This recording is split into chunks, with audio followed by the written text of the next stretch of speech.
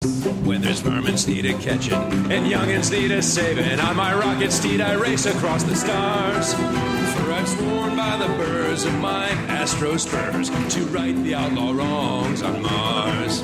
Yes, he rights the outlaw wrongs on Mars. The hyper cattle's humming and the margin savage drumming are as beautiful as comet bugs in jars. I'm from Earth, but I right the outlaw wrongs on Mars. Yes, he rights the outlaw wrongs on Mars. On the plains of the red planet I uphold the law, and I do it with a pair of robot fists. Pow! Evil extermination I have faced, for my robot bros they hardly ever miss. And I reckon I'll be riding in the name of truth and justice for as long as I can count the shooting stars. For I've sworn by the burrs of my astro spurs to right the outlaw wrongs on Mars. Yes, he rights the outlaw wrongs on Mars.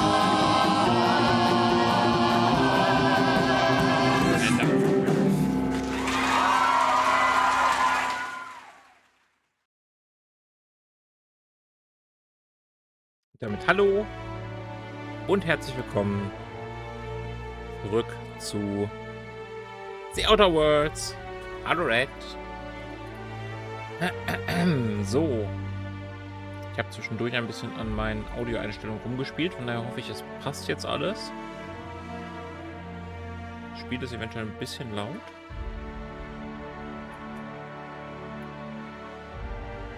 Gerade noch rechtzeitig mit dem Mittagessen fertig geworden. Was gab's denn bei euch? Was gab es denn? Wo ist meine Elgato-Quelle? Da. Vollbild bitte. Danke.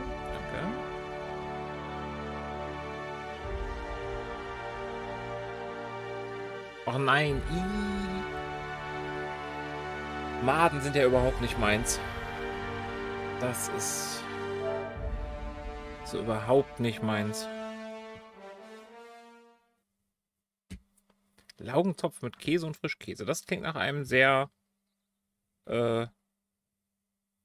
schmalen Mittagessen. Aber Hauptsache es schmeckt.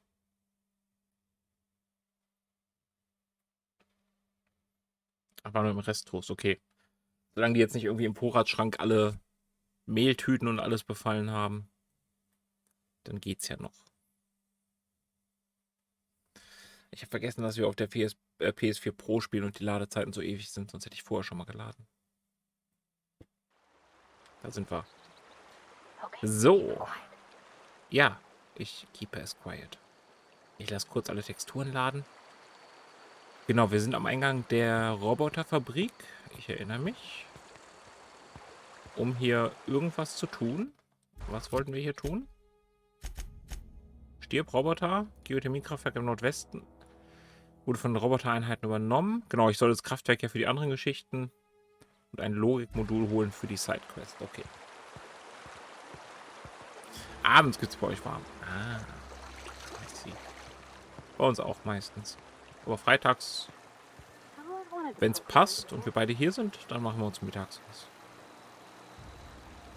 Da schleicht schon jemand rum. Haferflocken auch entsorgt. Ja, ist vielleicht besser. Also da ist ein Energiezaun. Den lassen wir mal. Weil ich habe gesehen, hier ist ein Loch im Zaun. Das ist doch einladend.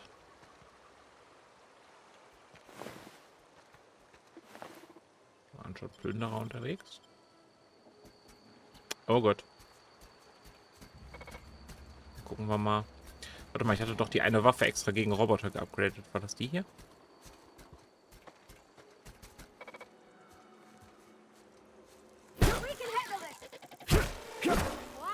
Ja, das ist in Ordnung. Das ist in Ordnung, damit kann ich leben. 2 Schläge, einer aufgeladen, einer normal. Das ist ein Explosionsfass oder sowas.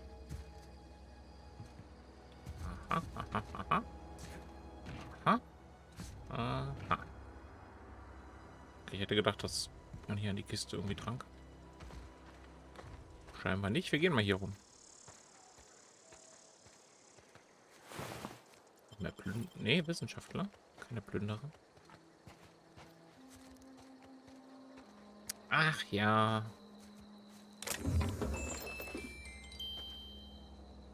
Bitte?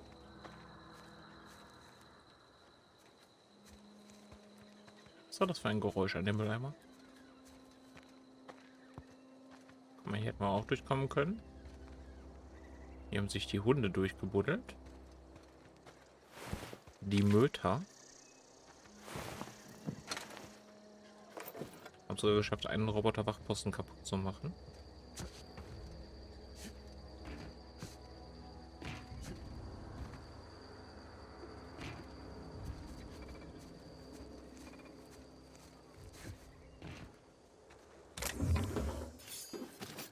Alles mitnehmen, was wir kriegen können. Da kann ich nicht hacken. Wir brauchen echt mehr von den Dietrich-Modulen. Wie ist die Spiellautstärke? Ist sie jetzt zu leise oder ist sie okay?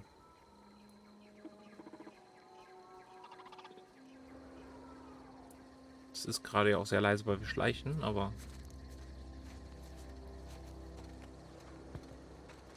ihr sollt ja auch was vom Spiel hören, nicht nur mich.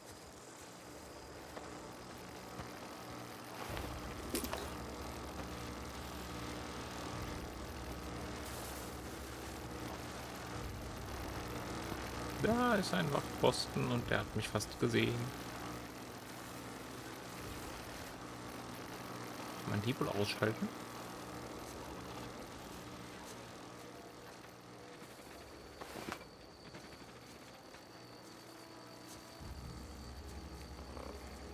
Oh. Sweeping. Den habe ich nicht gesehen. No problem. I'll head over. Processing. Here they come! Shit. Komm mal.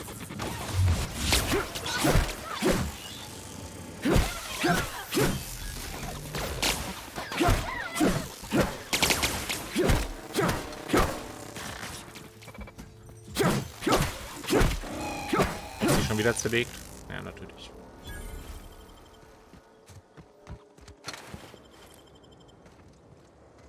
Nee. Ritzelzaun hört man deutlich, alles klar. Danke dir. Jetzt kann ich auch testen, ob man den ausmachen kann. Oh, fliegt was. Kann man scheinbar nicht. Man kann den Knopf drücken oder so.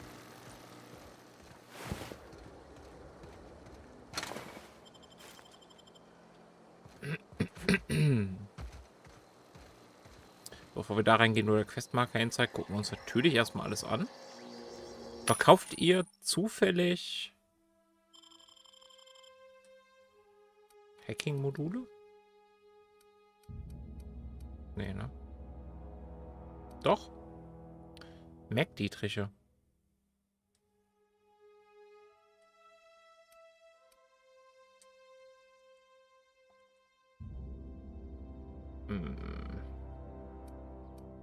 Wie kaufe ich das? Was muss ich zum Kaufen drücken? Ah, ich kann hier nur Schrott verkaufen. Hä? Was? Nee, X kaufen steht doch da. Deine Bits. Ich möchte 16 abziehen. Ich möchte kaufen. Achso, warte mal, da oben steht zugangsbeschränkte Waren. Kann ich nicht kaufen.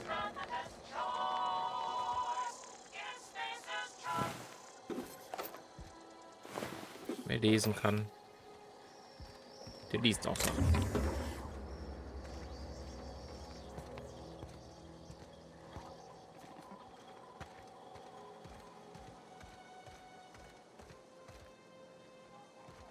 Da was drin?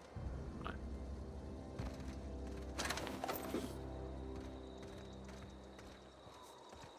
Mal schön umgucken überall. Tag. Was haben wir denn hier?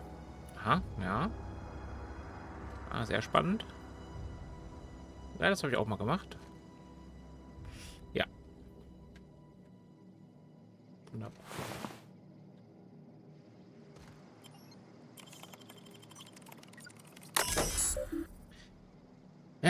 Sicherheitsterminal. Sicherheitszaun deaktivieren.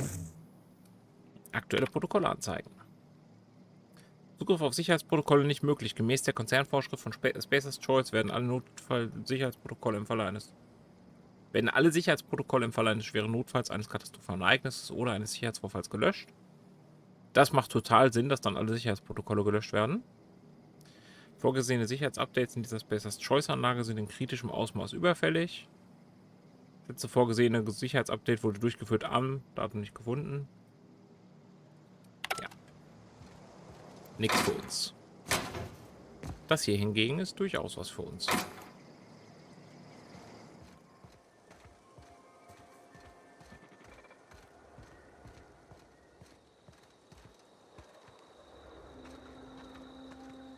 Das klang, als wenn hier noch einer durchwackelt.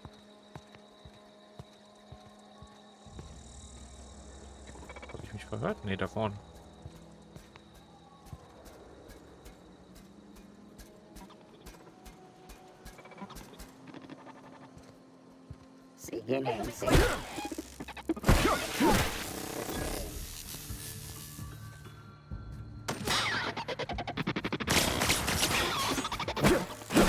Bam, bam.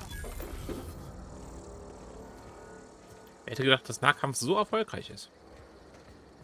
Ich am Anfang nicht.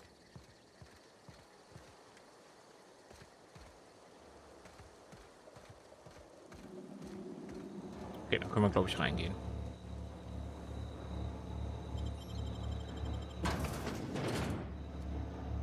Ja, der sieht überhaupt nicht gruselig aus. Ist okay.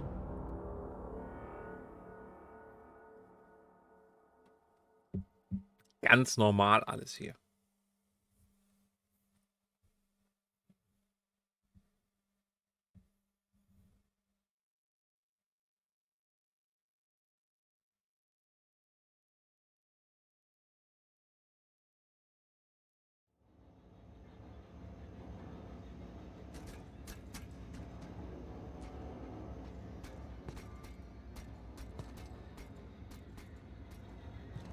The control room should be ahead somewhere and a touch to the right. I hope we're doing the right thing. Mhm. Ich weiß noch nicht, was ich tue. Hallo, Marc.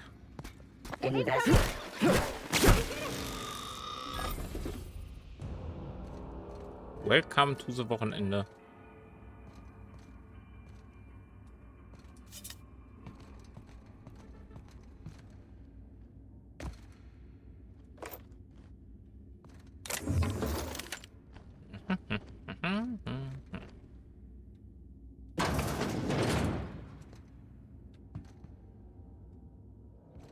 Ein bisschen mehr Gegenwehr gerechnet, aber ist in Ordnung. Beschwere mich nicht.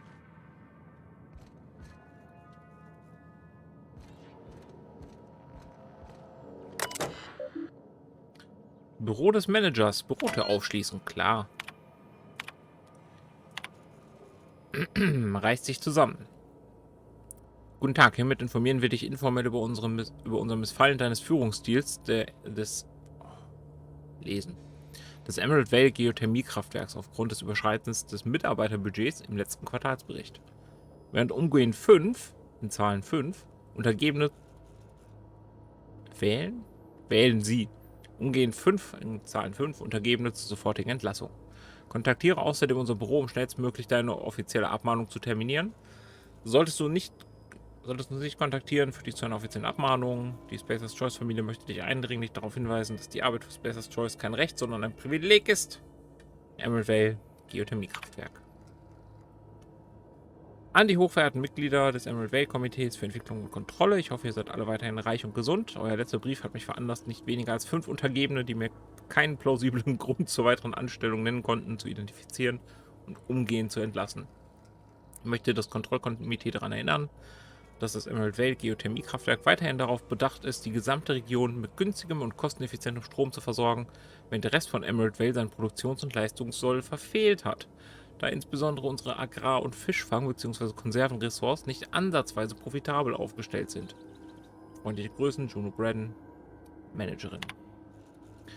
Guten Tag, wir haben die Behauptung, dass die Region Emerald Vale nicht profitabel wirtschaftet, eingehend untersucht. Unsere Ergebnisse decken sich. Agrar- und Fischfang bzw. Konservenressorts fallen stetig, während das Emerald Valley Geothermiekraftwerk einigermaßen profitabel ist. Unsere Mitarbeiter suchen derzeit nach Wegen, weitere Kostensparmaßnahmen umzusetzen, um die Vorgänge des Geothermiekraftwerks zu streamlinen und effizienter zu gestalten. Bitte bereite dich vor, dass das Basic Choice Komitee für Entwicklung und Kontrolle des Kraftwerks einem erhöhten Versicherungsschutz aussetzen wird. Das Komitee möchte ich darauf hinweisen, dass ein solcher Versicherungsschutz ein Standardprozedere darstellt. Versuchen Sie nicht, diese Entscheidung zu deuten, zu interpretieren oder anderweitig in Frage zu stellen. Wir haben als besondere Aufmerksamkeit ein Team aus Maschinenbauspezialisten geschickt. Dieses Spezialistenteam wurde angewiesen, die Robotereinheiten des Kraftwerks aufzustocken und zu upgraden.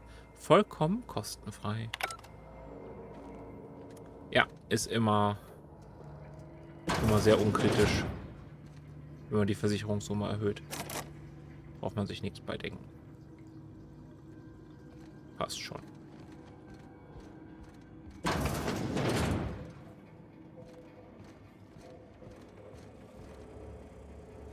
Das ist eine Drohne. That's the last of 'em. Da war eine Drohne. Ganz schön frech. Marc, hast du auch schon was zum Mittagessen? Oder hungerst du noch? Du hattest mal vorhin angedeutet, dass du auch was essen brauchst, musst, möchtest. Kann ich hier einkaufen? Nicht das, was ich möchte.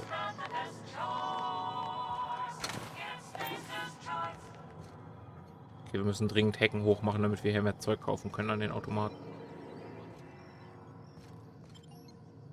Da geht's wieder raus. Weird.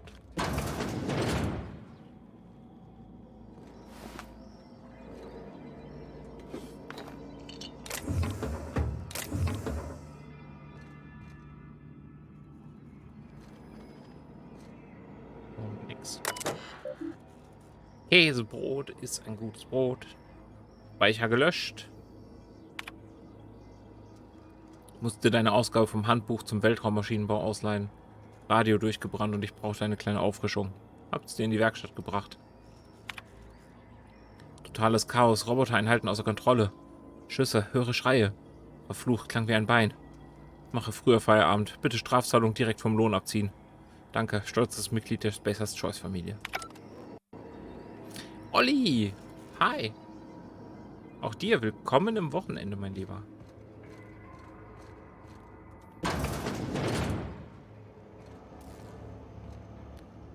Wir sind gerade im Weltall unterwegs.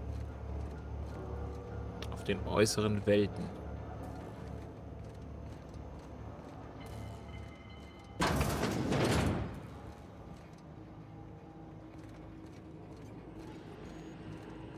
Das sieht mir schon fast nach Hauptquestraum aus. Aber wenn wir schon mal hier sind, gucken, was wir looten können. Hauptkontrollterminal, Kraftwerkstatus. Dieser Zugangsbericht wird präsentiert von Spacers Choice. Emerald Valley Geothermiekraftwerk arbeitet mit 22% Effizienz. Strom wird derzeit geliefert an Edgewater Saltuna Konservenfabrik und das Botaniklabor. Strom umleiten. Warnung, Sicherungsmodul ausgelöst. Moderate bis schwere strukturelle Schäden sehr unwahrscheinlich. Umleitung des Stroms ist unumkehrbar. Stromumleitung fehlgeschlagen, manuelle Eingabe erforderlich. Bitte aktivieren Sie die 3 Stromkreisschalter. Alles klar. Das heißt, wir müssen doch erst runter. 3 switches. That'll be easy enough. Genau, nicht verwechseln mit der äußeren Wildnis. Ist ein ganz anderes Spiel.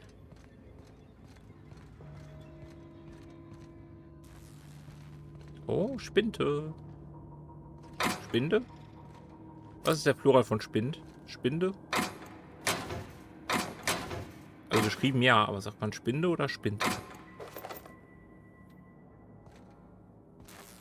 Man sagt ja auch Spind und nicht Spinde. Da kommen wir wieder nicht rein. Brauchen wir eine Schlüsselkarte.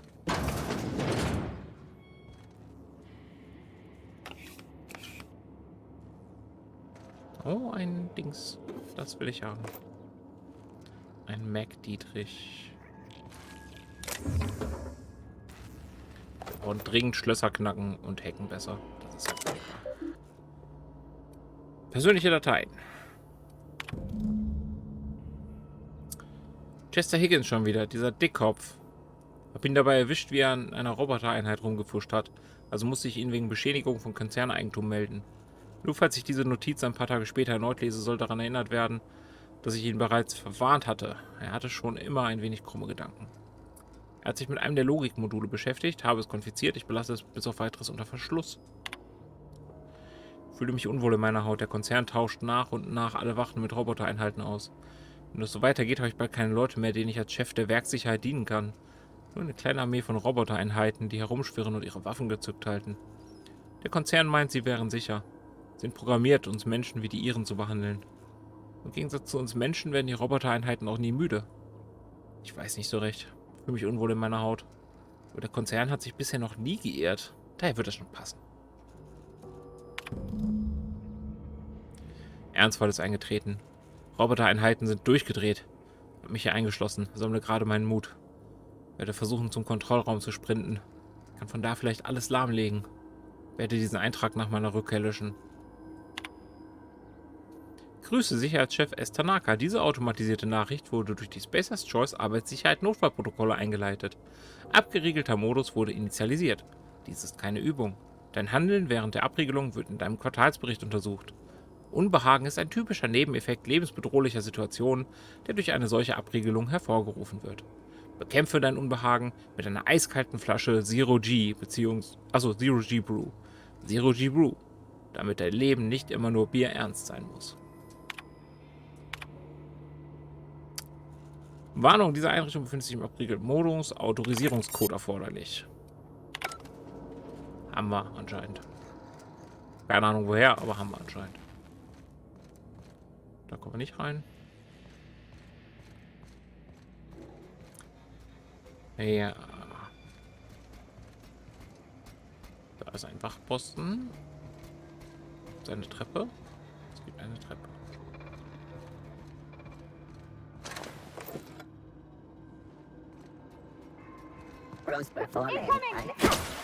Von mir hilft da doch auch.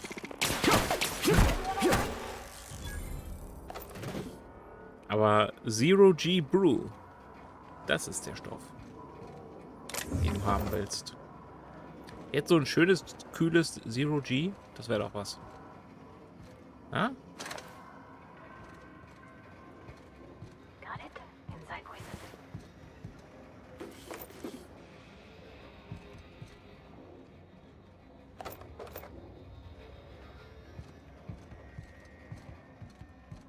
Alles mitnehmen, was wir finden.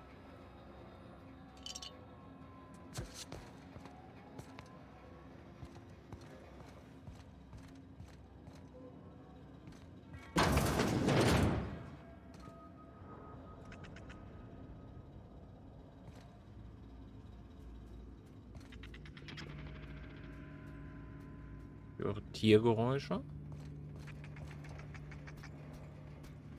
Und Roboter.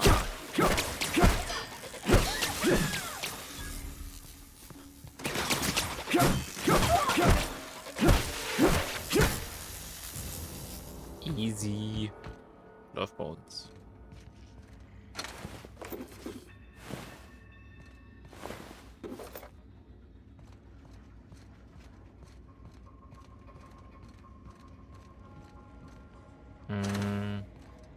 Sollen wir erst nach oben gucken?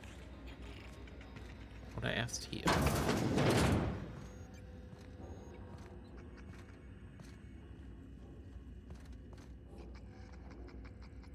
Taktischer Ganzkörperpanzer, das klingt gut.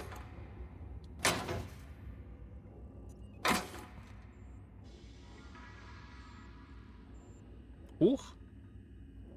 Selina! Hallo und vielen Dank für den Follow. Das ist ja nett.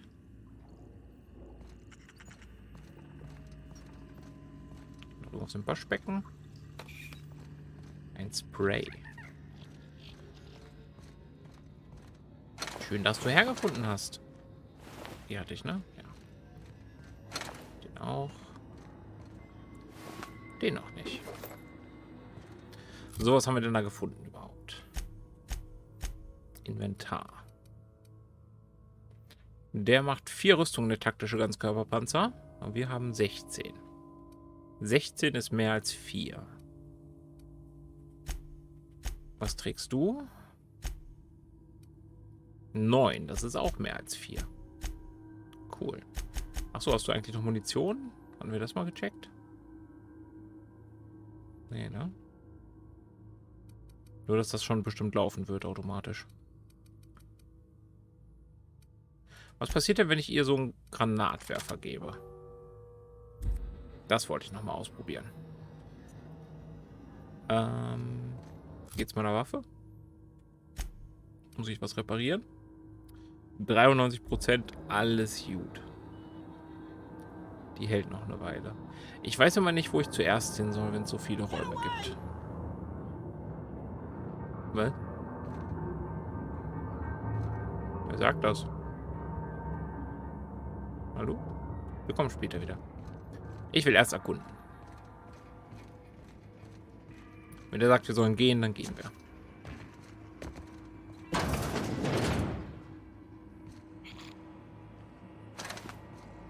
Roboterwache.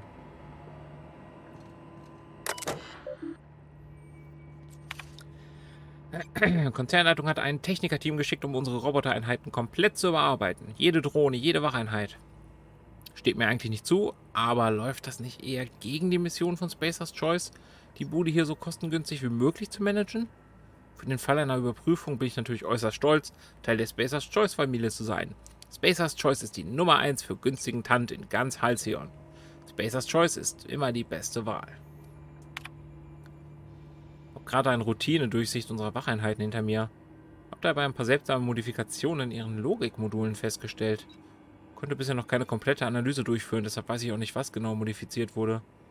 Ich weiß nur, dass diese Modifizierungen bei einem der neuen Upgrades aufgespielt wurden. Der Konzern hat vor einigen Wochen jede einzelne Robotereinheit im Kraftwerk komplett überarbeitet. Das haben wir wohl den extra einbestellten Technikern zu verdanken. Ich habe direkt einen Bericht abgeschickt, aber mein Vorgesetzter meinte, ich soll mich nicht weiter darum kümmern. Meinte nur, der Konzern wisse schon, was er tut. Hat mir aufgetragen, die Sache komplett zu vergessen. Hab auf eigene Faust ein wenig rumgeschnüffelt. Hab mir so ein Logikmodul besorgt. Zeit für ein paar eigene Experimente.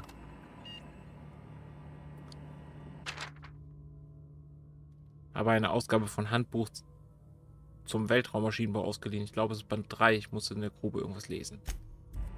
Also in die Grube gucken gleich. Okay. Und wo ist dieses ominöse Logikmodul, über das wir hier reden?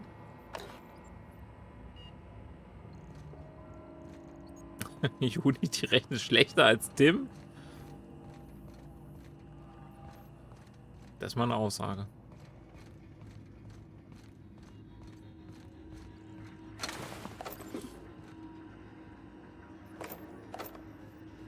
Immer alles mitnehmen.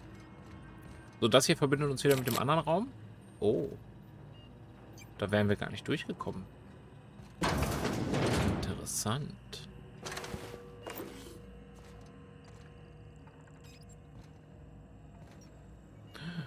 Leiche des Sicherheitschefs. Gib mir deine Schlüsselkarte. Und dein Maschinengewehr.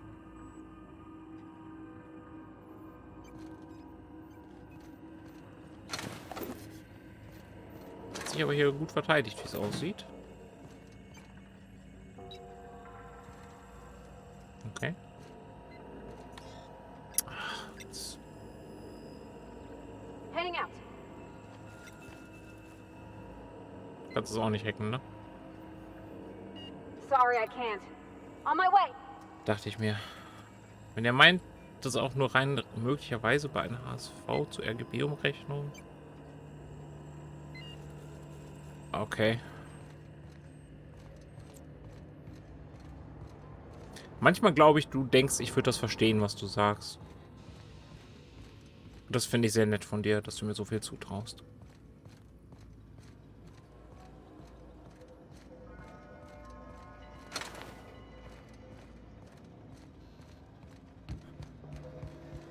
Das hier war die Tür, die verschlossen ist, ne? Ja. So, mit der Codekarte können wir hier rein. Aha.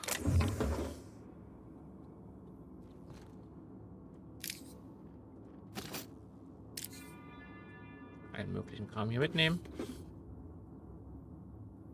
Logikmodul. Ich versuch's ja. Nicht so leicht, okay. Kehre zu Ludwig zurück. Machen wir, aber wir haben hier noch andere Aufgaben.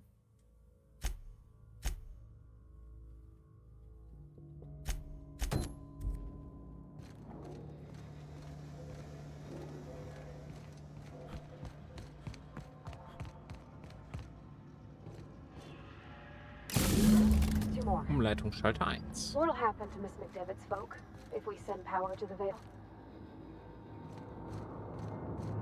Das müssen wir noch entscheiden. Aber wo bist du denn überhaupt? Ich sehe dich gar nicht, Higgins.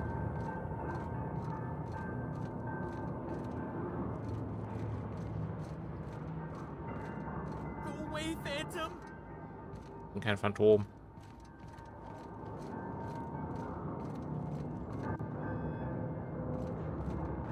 Ich bin der Knöpfchendrücker. Away, Phantom!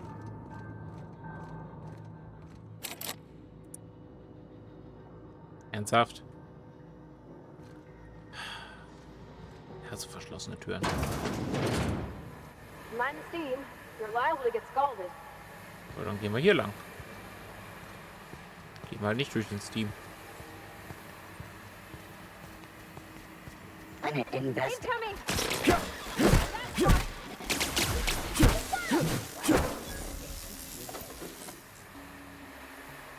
Noch einer? Und da oben.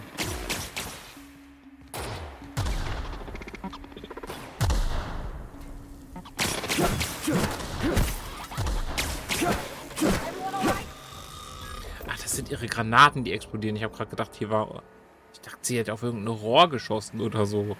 Ich habe ihr den Granatenwerfer If gegeben. we send the power to Miss McDevitt, what happens to the Vale? Das hast du mich eben schon gefragt. I don't know.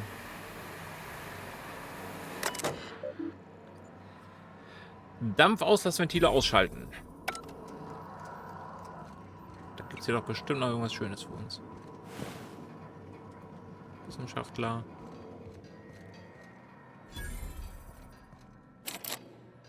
Okay, das ist die verschlossene Tür auf der anderen Seite. I get it.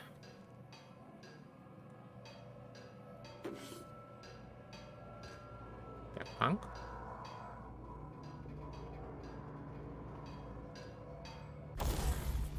Eine Mod dafür. Oh, warte mal, dafür habe ich eine Mod.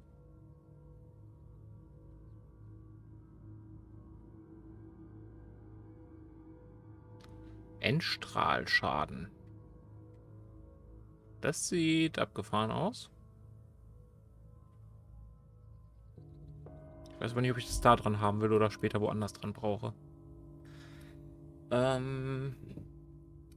Das Ding habe ich eigentlich nur dabei, falls wir mal auf ein Fass schießen müssen oder so. Ansonsten will ich das gar nicht unbedingt. Das tauschen wir auch vielleicht gegen so ein Jagdgewehr oder so mal aus. Ich glaube, das wäre wahrscheinlich nicht verkehrt. Oder so ein Sturmgewehr.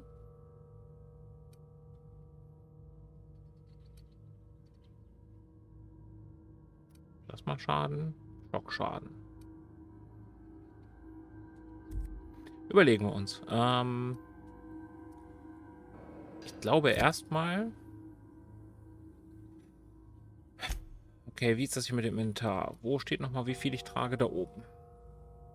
Wir müssen gleich irgendwas zerlegen. Wir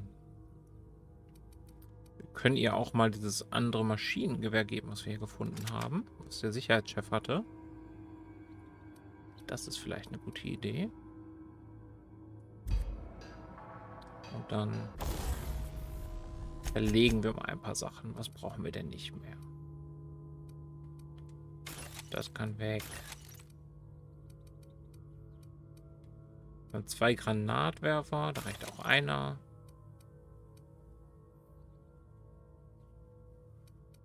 Das kann weg.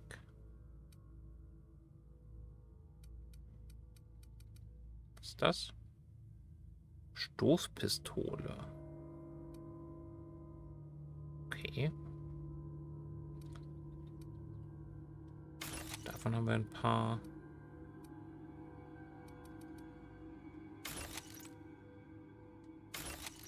Ich glaube, das meiste Gewicht sind die Rüstungen, ne? Ja, Plünderer-Rüstung kann weg. Die heben wir mal noch auf. Mechaniker-Overalls. Plünderer-Helm. Jetzt haben wir da ein bisschen mehr Platz.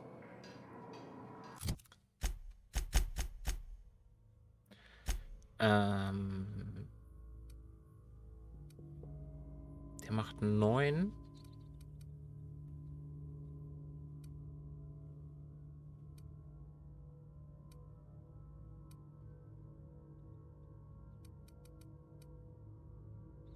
Sie fällt so oft um, sie braucht echt jeden Punkt, den wir ihr geben können.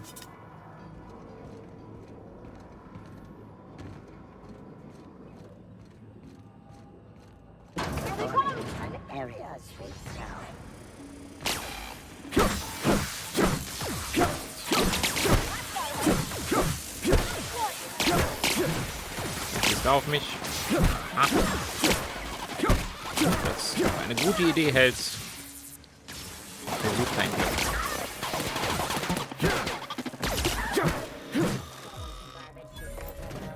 Sie ist schon wieder kaputt. Es ist doch nicht wahr.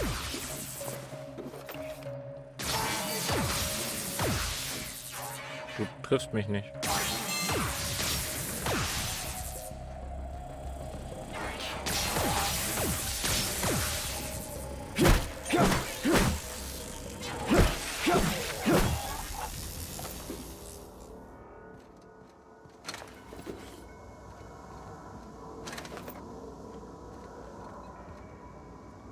Für was bist du eigentlich dabei, sag mal? Wenn du in jedem Kampf umfällst. What is your purpose? What do you bring to the team?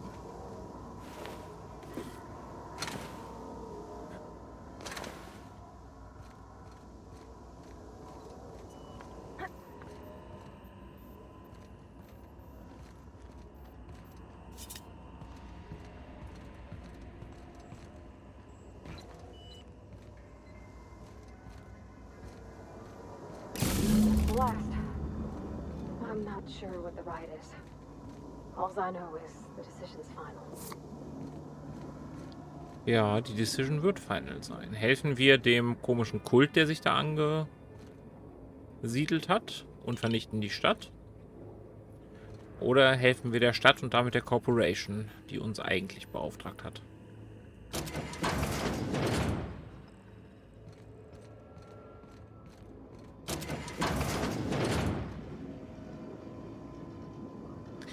Ah, hier sind wir. Ah. Was war denn dann die andere Tür? Diese. Ah. Okay. I see.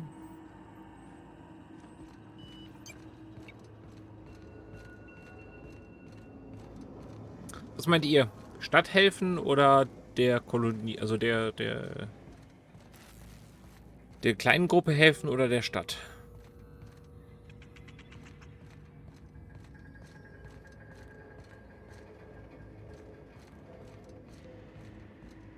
Ja, da war.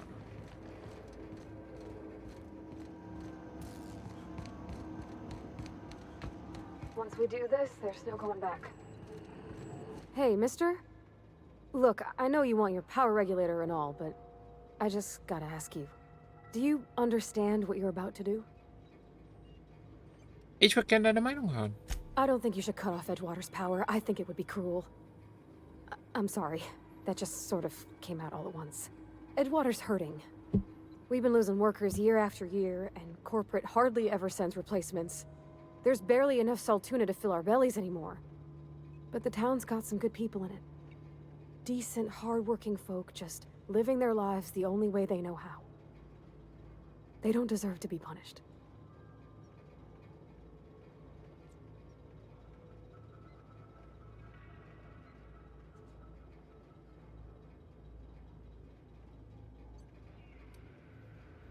Reed meinte, dass Edgewater ohne Arbeiter und Strom zugrunde gehen würde. That sure sounds like Mr. Thompson. If he was standing here, I imagine he'd remind us of how we're all one big, happy Spacer's Choice family. In Mr. Thompson's eyes, those deserters are still part of the Spacer's Choice family. The family must work together in order to survive. I hate to say it, but I think Mr. Thompson's got a point. Unless those deserters come back, Edgewater's as good as dead. Cutting off their power might be the only way. Die Deserteure sind eine Gemeinschaft. Ich kann nicht einfach zerstören, was die sich aufgebaut haben. Miss McDevitt's built something beautiful. Somehow she's talked the ground into giving life again. It's plain to see she's made the Vale a better place. Fed the hungry, tended the sick. Gave a home to those that had none. But Miss McDevitt delights in Edgewater's suffering. She wants to hurt the town. Do you really want to be party to that kind of hatred? Ich weiß, was du meinst. Ich glaube, ich bin bereit, den Chat eine Entscheidung treffen zu Sorry, lassen. I didn't mean to babble on like that. I felt like I had to say something.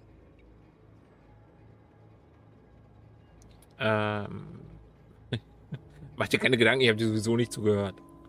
Nein, ich bin froh, dass du was gesagt hast. Ich höre gern, was du zu sagen hast. Really? I mean, wow. Thanks. No one's ever told me those words in that order. Du bist im Kampf zu nichts zu gebrauchen, also muss ich ja wenigstens deine Meinung wertschätzen. Ansonsten bräuchten wir dich nicht. Kraftwerkstatus. Strom umleiten.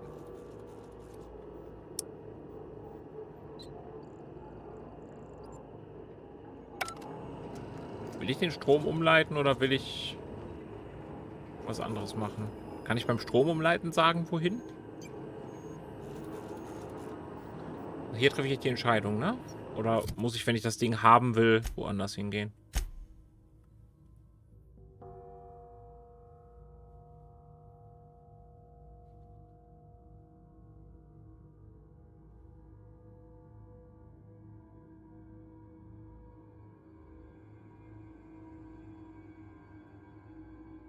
Ja, wir müssen den Strom umleiten.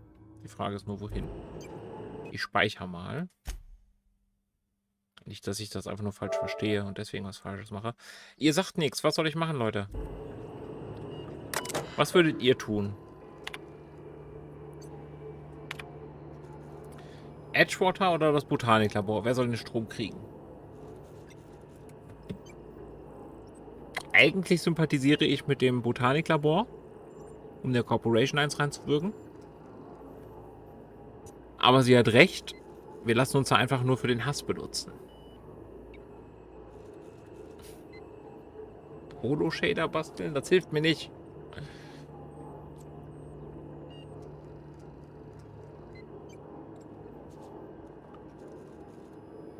Wenn ihr keine Entscheidung trefft, muss ich das machen. Das ist gefährlich. Vielleicht bereue ich, wie ich entscheide.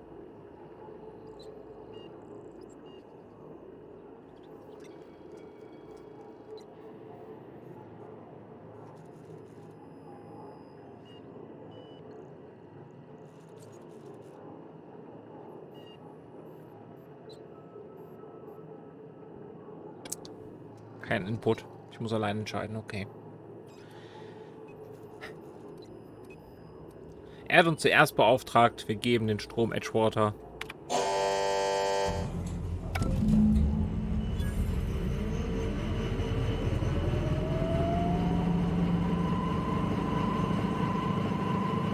Zufrieden? I think you did the rightest thing you could, sending the power back to Edgewater. A lot of people would have suffered otherwise. People I care for. Even if they don't care much for me. Zumindest unser Companion ist glücklich. So, jetzt müssen wir die Leute dazu kriegen, dass sie zurückkehren.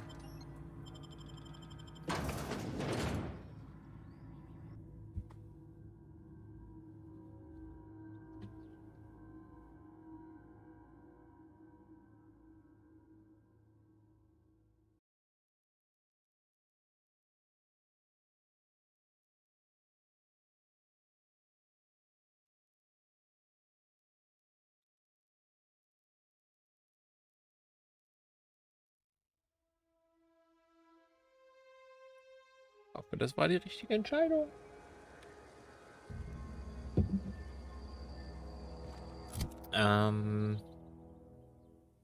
Ist das näher dran? Wahrscheinlich, ne?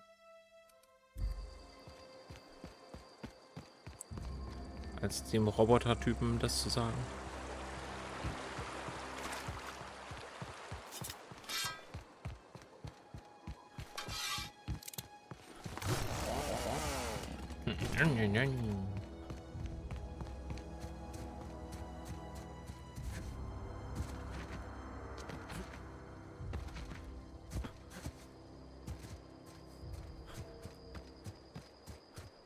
Lasst uns durch.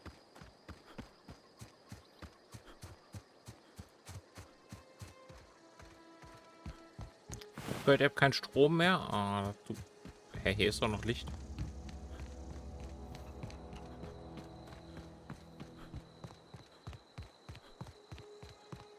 Oh, that's Thomas. He used to follow me around before he left the cannery. What happened? Sprat fell into a transformer again? Keep your wits about you, friend. Food's bound to spoil at this rate. I don't know what you did to talk some sense into Zoe, but I appreciate it. Okay. I don't know how much... Everybody keeps staring at me. It's not my fault the power's dead. Whoa, Miss Parvati. Hey, you're, what, how are you? Hi, hello. Are you, are things safe out here? How are you keeping? Great, just great. I've been trying to keep stuff running, just like you. Only I'm not so... Wait, they didn't kick you out, did they?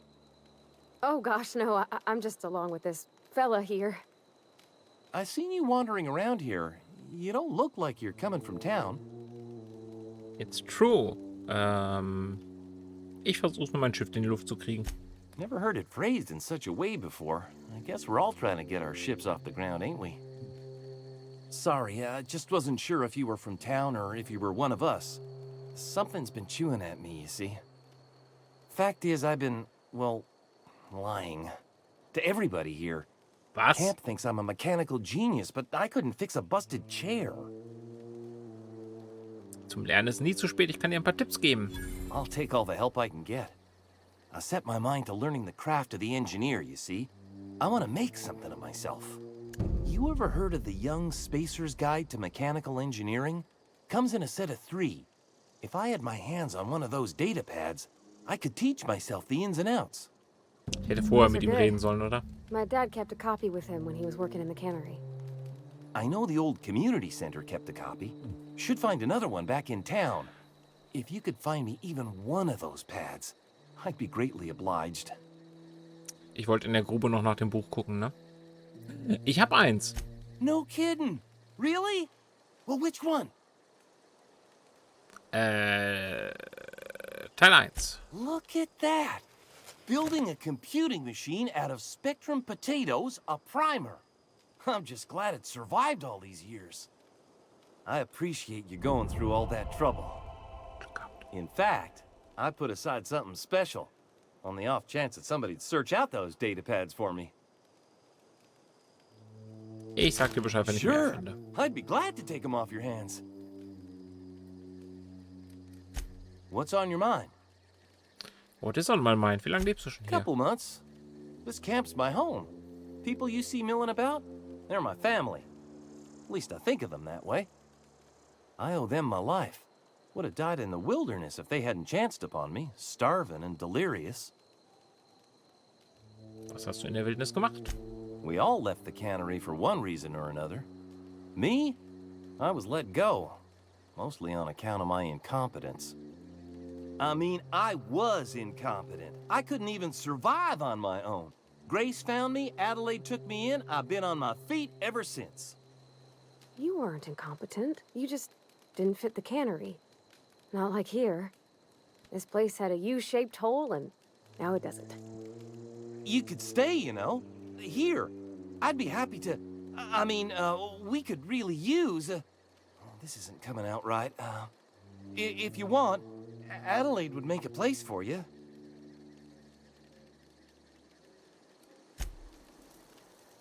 Interesting. Haben wir jetzt ein Quest dafür, ihm noch mehr Dinger zu bringen? Haben wir tatsächlich. Fuck. Also nochmal zurück.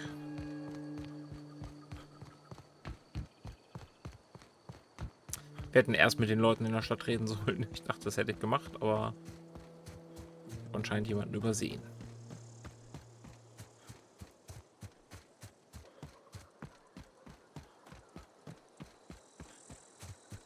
Dann holen wir das kurz.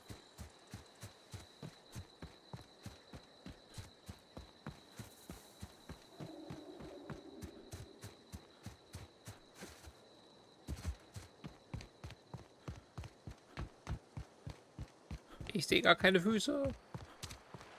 No.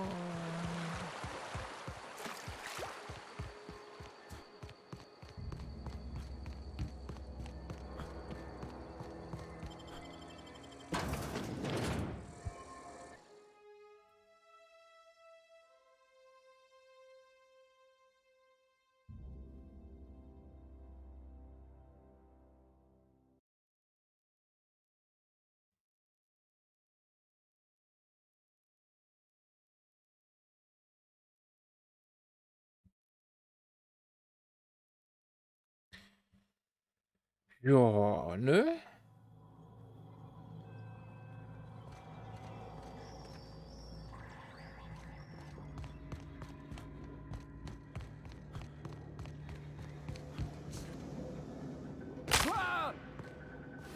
Erstmal Bein gebrochen.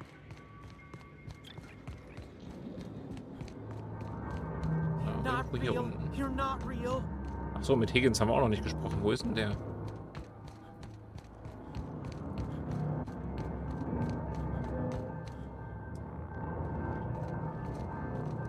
Sind die hier runtergegangen? Get away! Nein. Higgins, wir müssen reden.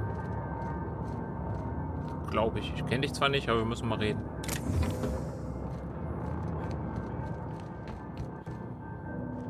Get away! Den habe ich ganz vergessen, ehrlich gesagt.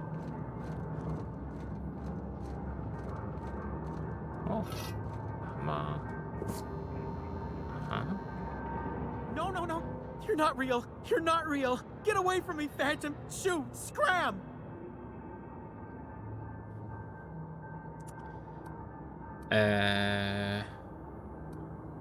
Hab ich nicht genug für, schade. Beruhig dich, ich will dir nicht You wehtun. can talk?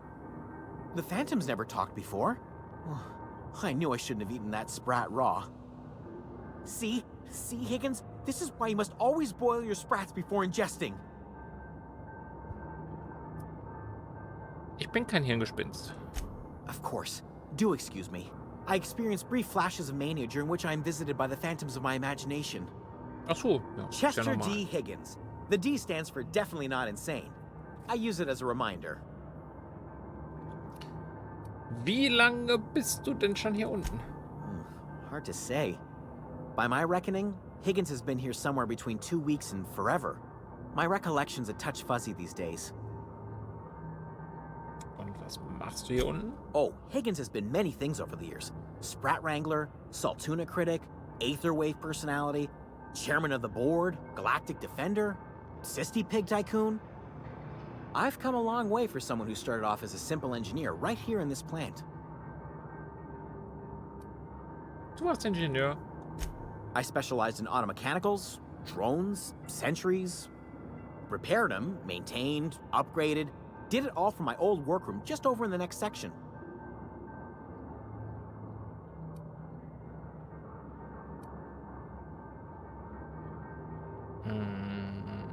Du kannst mir auch sicher ein paar Tipps gegen die Roboter geben. Look, I don't want to fall into any trouble with the mechanicals.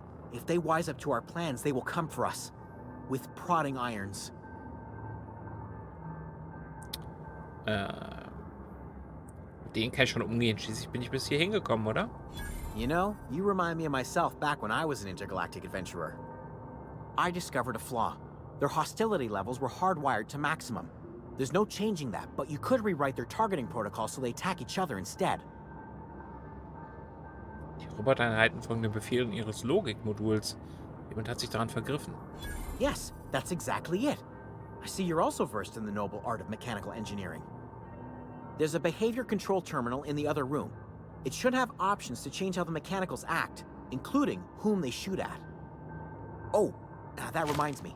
You'll need my passcode to access the behavior control terminal. Here, let me just write it down for you. Aha. Danke. The tail. Definitely start with the tail. If you're feeling adventurous, the ears are a particular delicacy.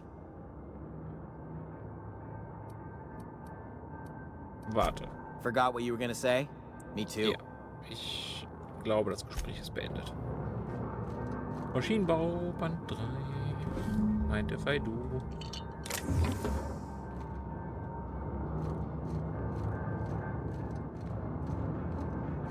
Das Ding ist, wir müssen ja eigentlich die Roboter gar nicht mehr umprogrammieren, weil wir alle kaputt gemacht haben.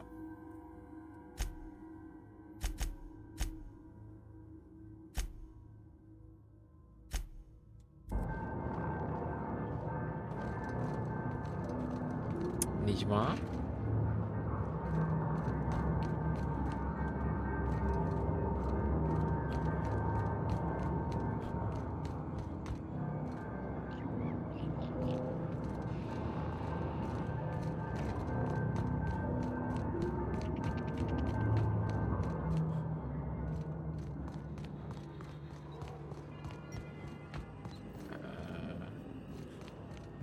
Was ist denn nochmal hier der beste Weg raus?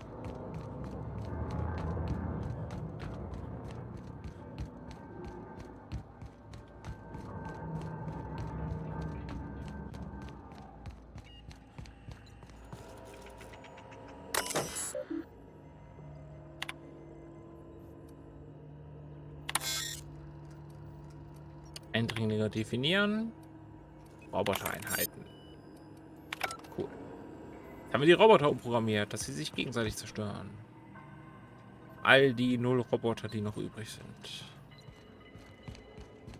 Yay. Gut, hätte ich erst mit ihm gesprochen, hätten wir das schon vorher machen können. Bin ja selber schuld.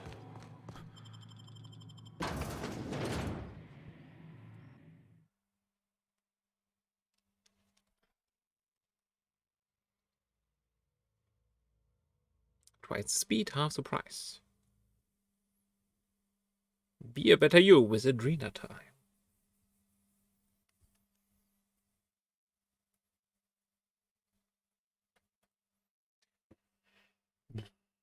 Die Ladezeiten machen mich echt ein bisschen verrückt hier.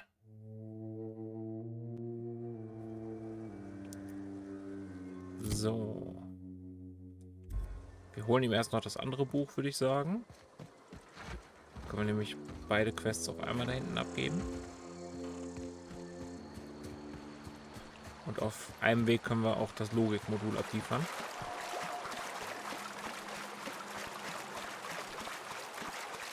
Aha.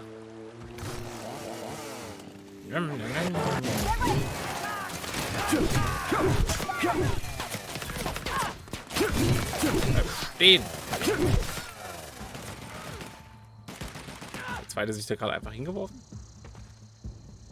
Okay, mit dem Gewehr ist sie ein bisschen effizienter.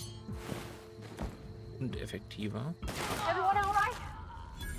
So gemacht, danke. Wo hast du ihn abgeknallt? Hier.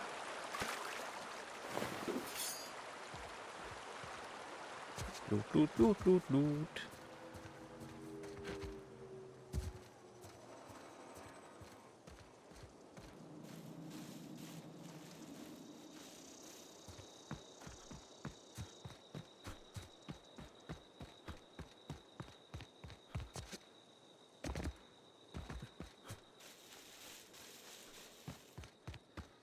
Ups.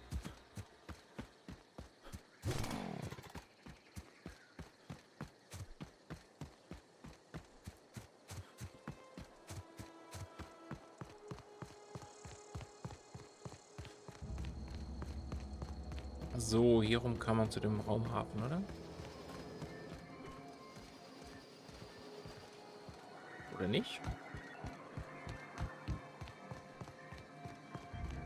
Doch, da.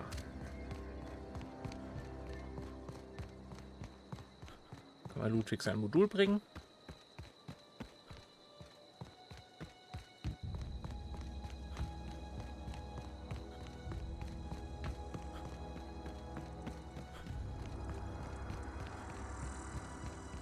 Hallo. Never seen the Vale lit up like this before. Du hast hier, ich habe Logikmodul. Bang up work, soldier. You're a credit to your uniform. Oh, well, that reminds me.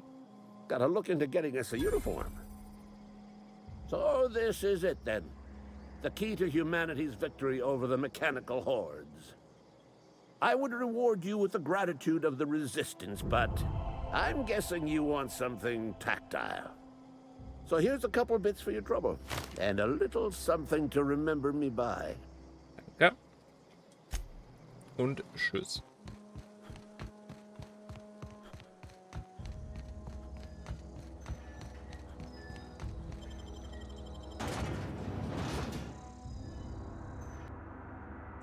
It's not the best choice, it's Spacer's choice.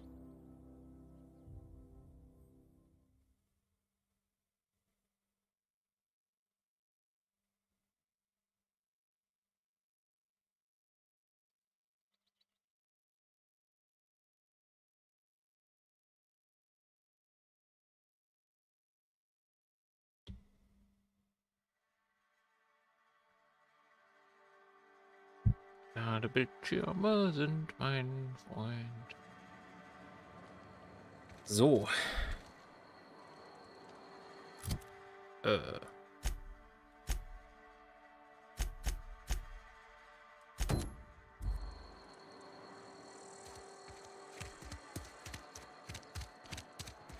Kann sagen.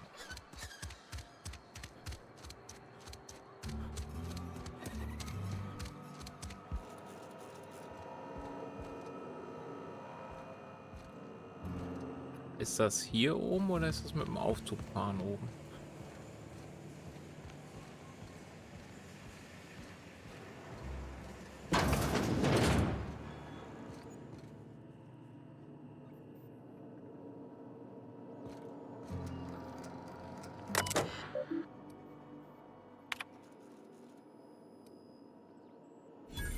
So, meinte, weil du? Theodor, letzte Nacht beerdigt. Reed hat mich gebeten, seinen Tod nicht in unserem Quartalsbericht zu erwähnen. Klingt fair. Wurde gebeten, eine Stellungnahme oder sowas für die anderen Arbeiter vorzubereiten. Hab drüber nachgedacht. Weiß nicht, was ich Ihnen erzählen soll. Endet nicht wie Theodor, erledigt eure Arbeit, kommt pünktlich, lächelt, dann bekommt ihr eure Arzneiprivilegien. Guter Anfang.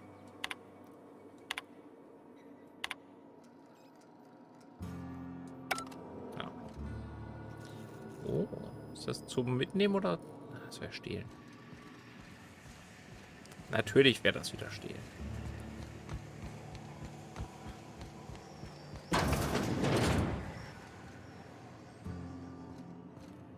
Aber den darf ich einfach mitnehmen, weißt du?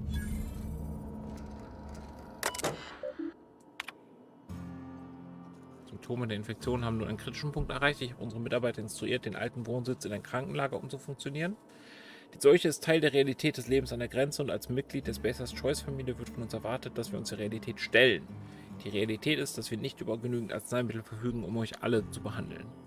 Ärztliche Behandlung ist ein Privileg, kein Grundrecht. Wir müssen uns jeden Tag bemühen, zu beweisen, dass wir dieses Privileg würdig sind. Wenn ihr Symptome der einsetzenden Seuche bei euch feststellt, ist es das Beste für euch und eure Familien, den Overall anzuziehen und zur Arbeit zu gehen. Arbeit stärkt den Geist. Physische Krankheit ist ein Zeichen spiritueller Schwäche.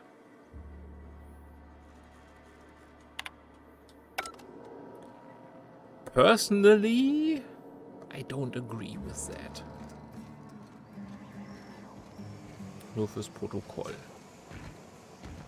Okay, was ist in dem Container? Warum steht er so weit oben? 8 Bits. Dafür fange ich doch hier nicht das Klauen an. So, Schnellreise, please. Da.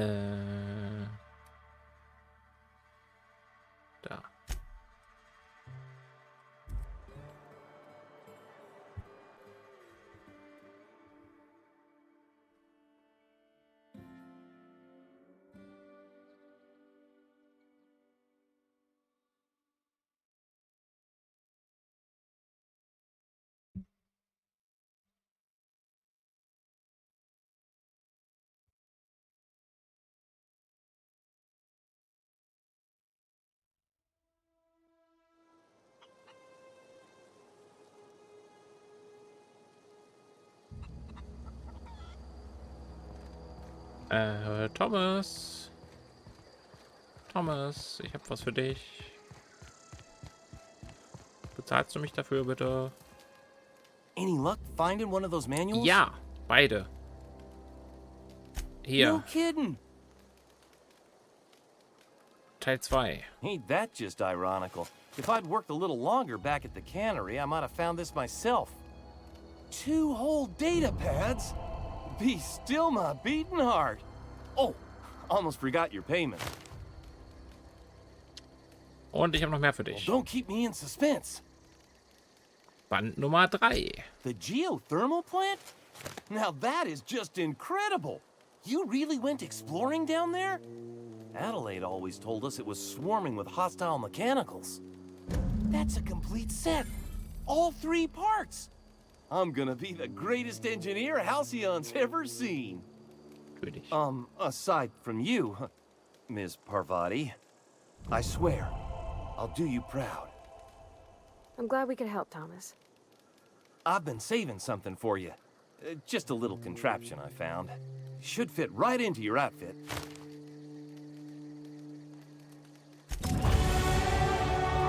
Level up.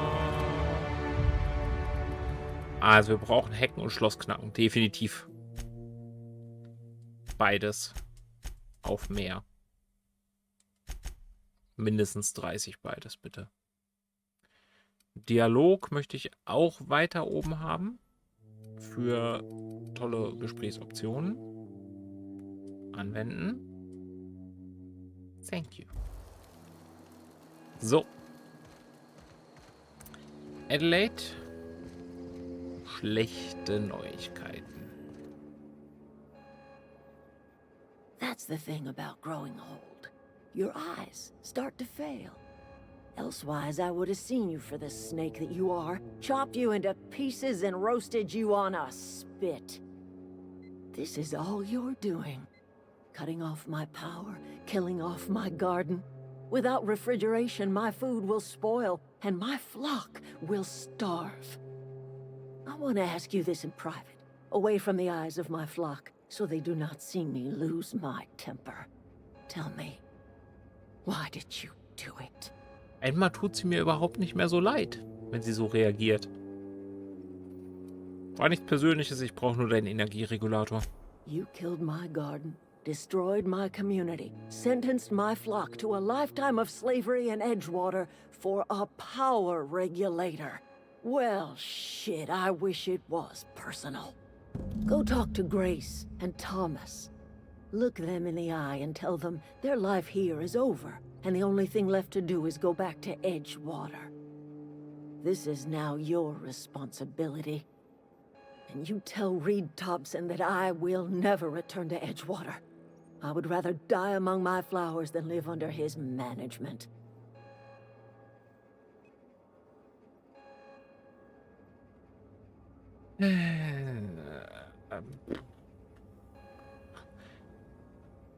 Was ist dir zugestoßen? Alten, es interessiert mich gar nicht. Komm zurück nach Edgewater. As long as Reed is still in Edgewater, I will not return. Those are my terms. Ja, warum bist du wütend? My son worked in that cannery. When the plague started coming, he was one of the first to fall sick.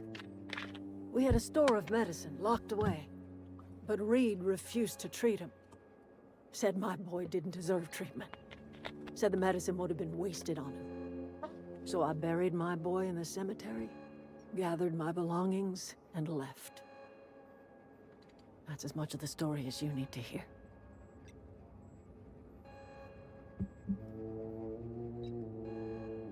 Ich kann ja mal mit Reed reden. You offering to cross Reed Nein, off, reden. huh?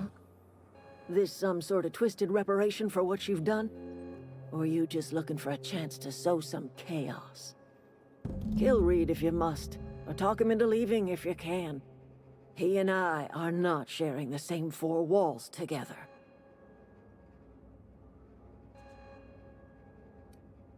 Reed wird seinen Posten nicht einfach aufgeben. Ich werde Hilfe brauchen, um ihn zu überzeugen. Tell Reed that I can make his people healthy again. I can end their plague. Start a new garden right in the cannery. 3 square meals for every man and woman in Edgewater. Tell him how I've made the Vale bloom again. The soil has whispered its secrets to me, and I alone know how to breathe life back into the earth. Ja, aber du bist eine The super secret is unsympathische human Person. corpses. I've been grinding them up in my fertilizer for years. Marauder, worker, don't matter much to me. The human body is rich with nutrients.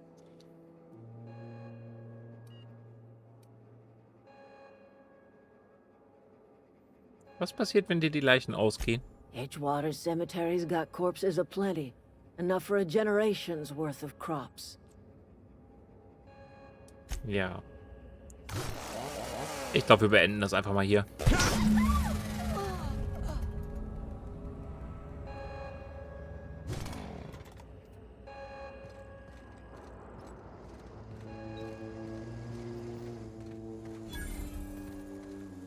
Moin! Sorry. I'm just trying to figure out what to do is all. Ohne Strom werdet ihr nicht lange überleben, solltest nach Edgewater zurückkehren. I've been thinking about going back. I'm not much use to anybody here. Genau. I get sick thinking about working at the cannery. I can't do that again.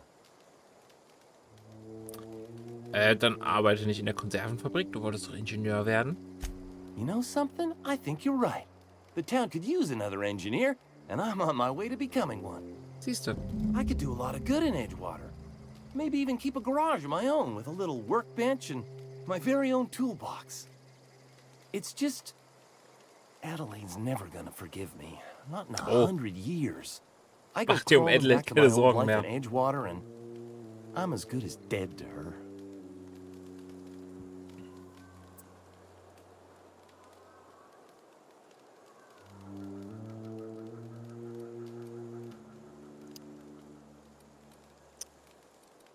Ich meine, das ist ja nicht gelogen. Adelaide kommt nicht zurück. You can't be serious. Adelaide just up and left? Ja. No explanations? No goodbyes? I just don't understand it. I thought we were a family.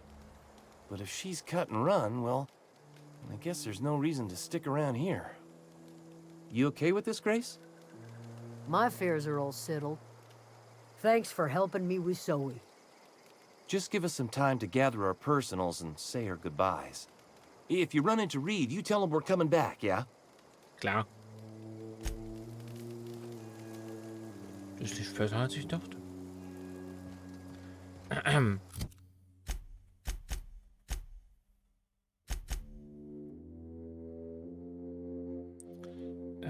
Wir brauchen noch den Energieregulator.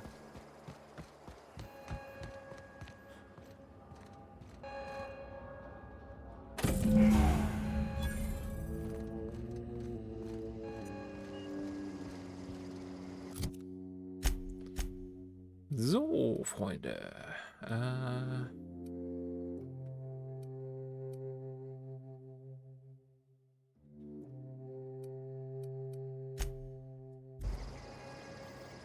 Es lief tatsächlich besser, als ich dachte. Aber Adelaide konnte ich jetzt echt nicht ausstehen. Sorry, not sorry.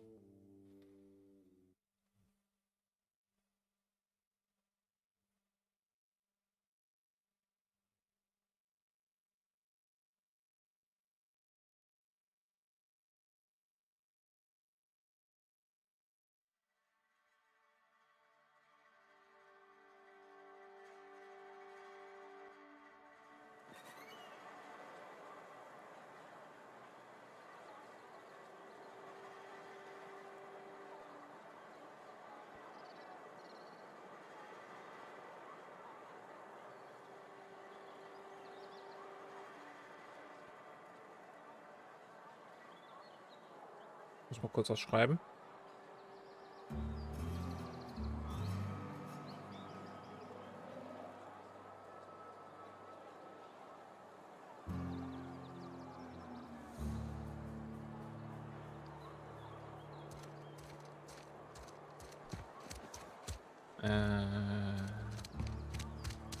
Erstmal in die Cannery zu Reed. Die Bescheid sagen. Das ist nicht die Cannery, oder? Das ist die Cannery. Hey, you hear about Wilson?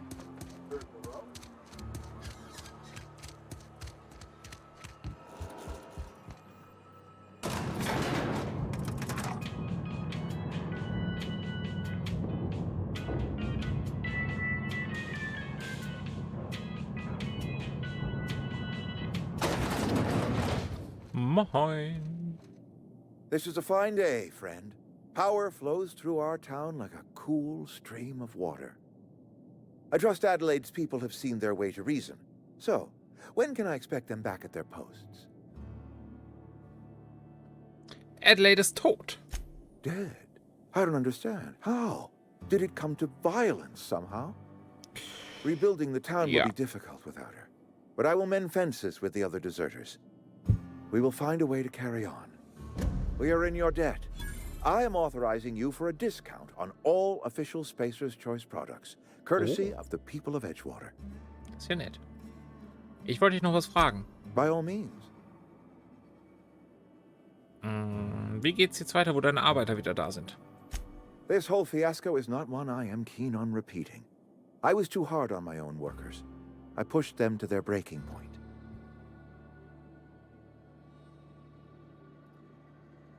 Freut mich zu hören. With more hands at the cannery, I expect productivity will rise.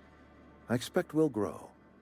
And I expect I can ask corporate to send us some more medicine. We'll survive, one way or another.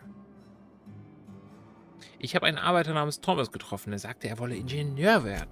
Thomas? Thomas Kemp? I remember him. Had to write him up for daydreaming a few too many times. Du solltest ihm eine Chance geben, er hat was drauf. He tries real hard, Mr. Thompson. This is something he wants to do. That'll make him twice as good. I will give him a chance to impress me. If he knows his way around a toolbox, I may have a place for him in the Holcomb workshop. Guck an. Das war's schon. Haben wir gut gemacht. Dann. Mal auf. Yeah, huh? Thomas scheint dich ja echt gern gehabt zu haben. He's just interested in fixing stuff. He always used to follow me around, asking me to explain what I was doing. Like a puppy, kinda. So einen verknallten Kerl habe ich schon lange nicht mehr gesehen. I'm just glad he's alive. That he's okay. I mean, when Mr. Thompson said he was fired, we all expected the worst. Dann machen wir uns mal an die Arbeit. So, Quests. Nur noch das. Amazing.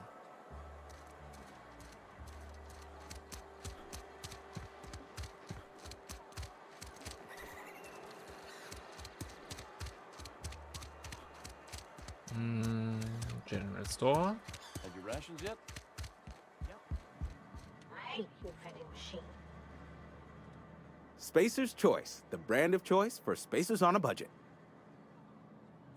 Zeig mal, was du hast. Music to my ears.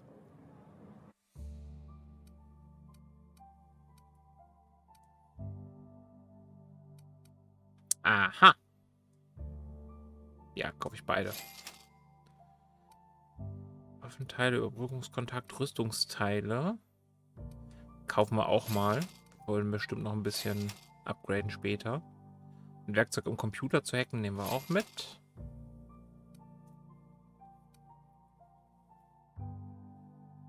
Das ist zum Heilen.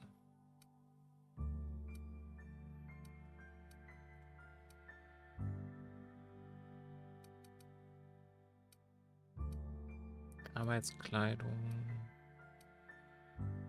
Verbessert deine Nahkampf- und Verteidigungsfertigkeiten. Oh. Ja, nehmen wir mal mit. Und senkt den Verlust an Haltbarkeit der Waffe bei der Nutzung. Kaufen wir auch. 30% Rabatt kriegen wir hier. Oh, das ist nice. Zielfernrohr mit Zweifachvergrößerung. Wenn ich Schusswaffen benutzen würde, wäre das bestimmt gut.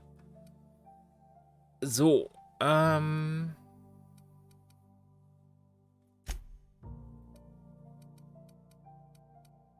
Ach du Scheiße, ist das ein guter Schockstab. Da kann man meinen ja verkaufen, den ich habe. Das sind die Sachen, die sie ausgerüstet hat, ne?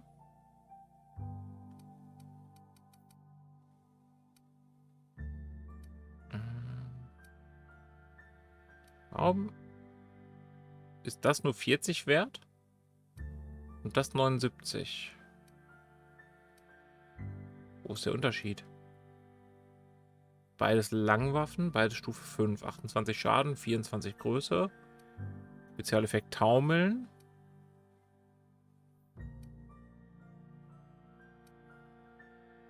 Ach, weil die neuwertig ist und die hat nur 100%, weil wir sie repariert haben. Also Sachen, die ich neu habe, die noch nie benutzt worden sind, mehr wert? Okay. Interessant. Einen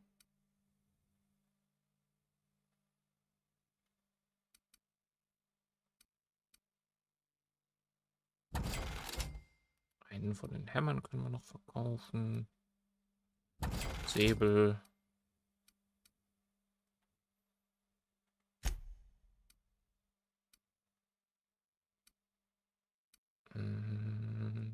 Rüstung brauchen wir nicht. Arbeiterkleidung braucht kein Mensch.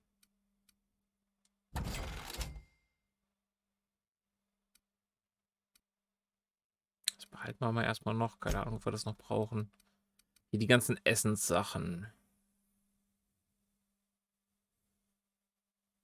Werde ich die benutzen? Ich kenne mich wahrscheinlich nicht, aber ich gebe es erstmal auf. Schrott verkauft.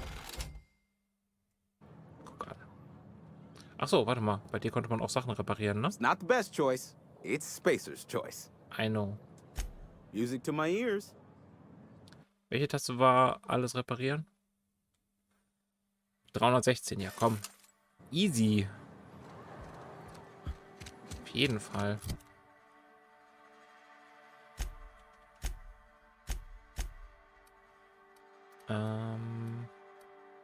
So, der macht 89. Der macht 131. Halleluja.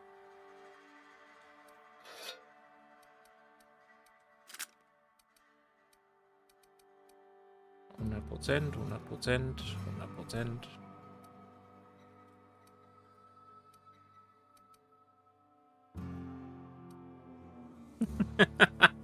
Beschreibung von der Schere. Improvisierte Waffe, nur im Notfall damit rennen. Das finde ich gut. Konnte ich nicht irgendwie noch sortieren hier? Nee, okay. Ich dachte, ich könnte hier sortieren.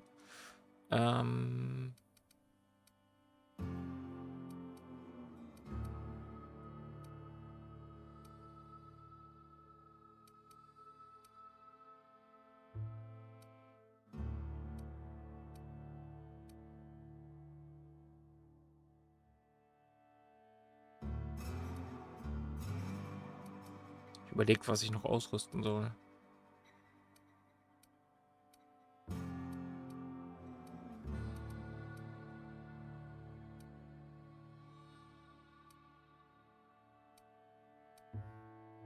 Vielleicht doch so ein Jagdgewehr erstmal.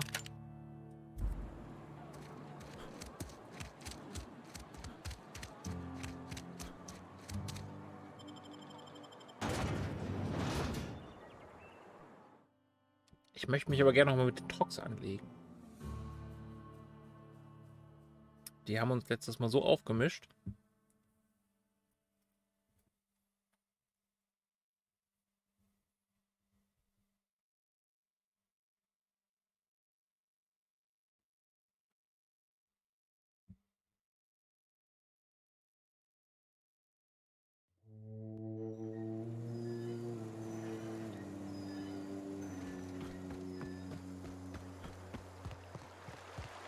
Gucken, ob wir jetzt besser dastehen.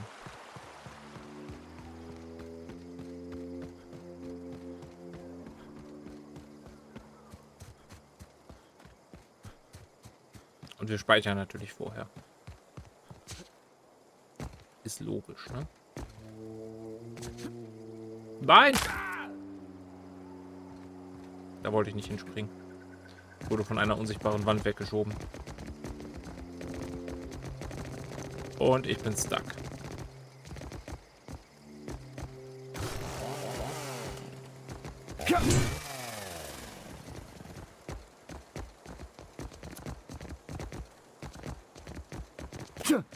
Ja, keine Chance, ich komme nicht weg.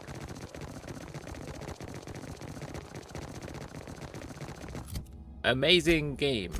Läuft sehr gut bei uns. Können wir schnell reisen zum Landeplatz?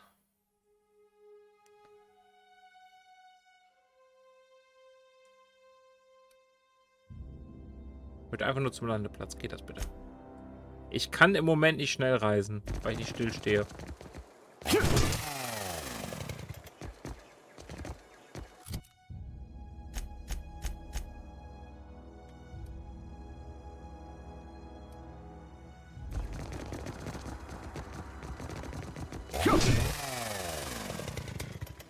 Und nun?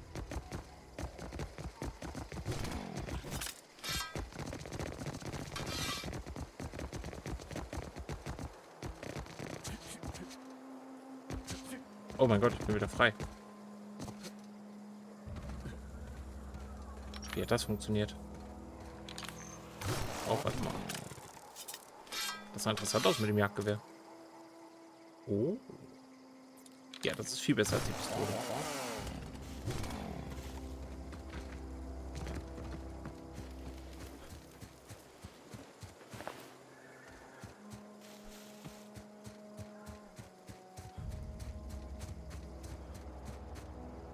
So, wir speichern kurz. Und dann gucken wir, ob wir denen mal einen Besuch abstatten können. Hatten wir die alle erledigt vorher mit Nahkampf einzeln? Ich glaube, wir mussten von dem Großen trotzdem weglaufen, oder?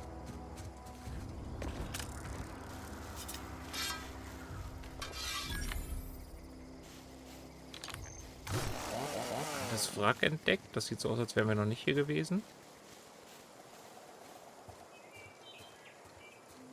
Oder doch?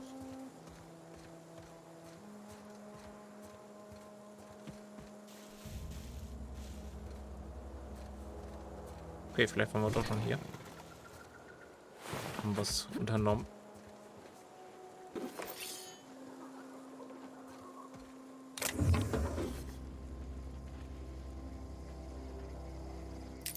Schlafen. Warum sollte man schlafen? Schlafen wird überbewertet.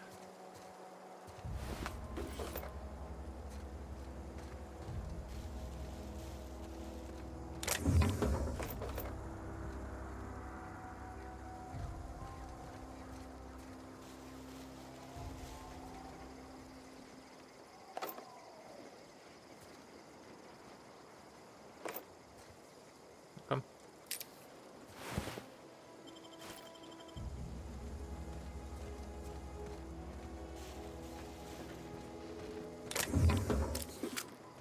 Da noch was? Nee.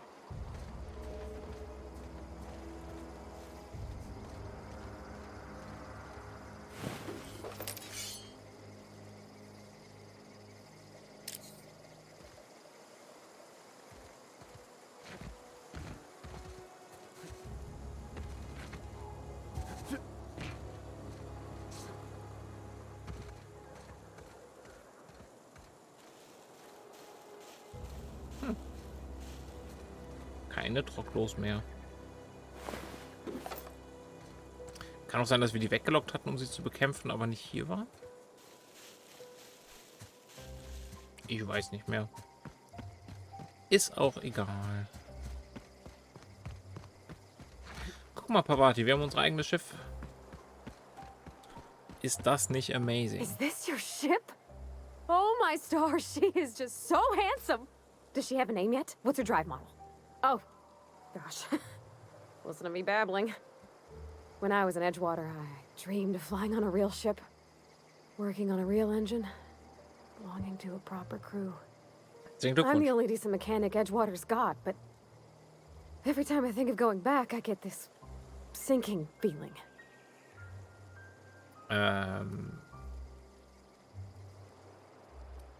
Ich Ich kann es verstehen, dass du nicht zurück willst. Du warst nicht besonders glücklich in Edgewater, würde ich Well, sagen. it's kind of you to say that.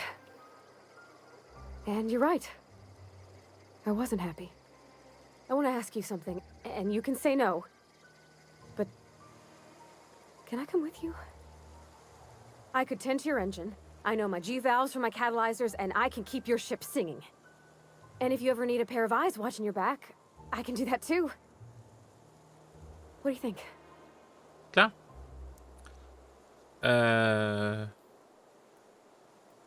Komm gern mit, such dir eine Kabine aus. Yes! I mean, thanks. You won't regret this, mister. Das will ich hoffen. Captain. I can call you Captain now. Ha! I got a Captain. You do. Können wir dir noch was anderes anziehen? Ich werde dich wahrscheinlich sowieso auf dem Schiff lassen, weil du immer umfällst. Dann geben wir dir doch einfach mal ein Sturmgewehr und ein Wächtersäbel. Und du bekommst ein Mechaniker-Overall und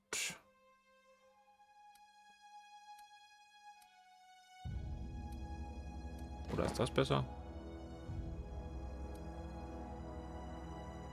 Overall passt schon. Was hast du da für einen Helm? Powerhelm. Da. Bitteschön.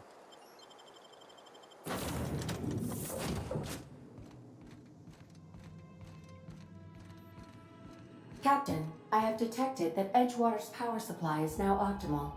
I applaud your willingness to invest your time in the local community. What can I do for you, Captain? Ich habe den Energieregulator. Do you know how to install a power regulator? Ja. Outstanding, Captain. Your aptitude for engineering will prove invaluable in the event of another catastrophic engine failure. Our engine room is located behind you. Across the cargo bay, up the ladders. Ich komme wieder.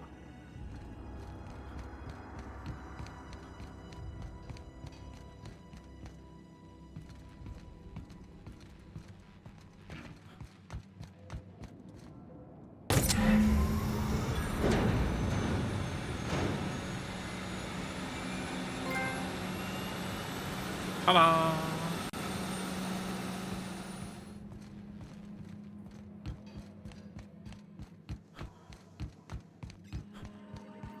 What can I do for you, Captain? Ich habe den Energieregulator eingebaut. All systems are operating within acceptable parameters. I am prepared to bring the unreliable into low altitude orbit. This should prove an adequate test of our flight capabilities. Sounds good to me.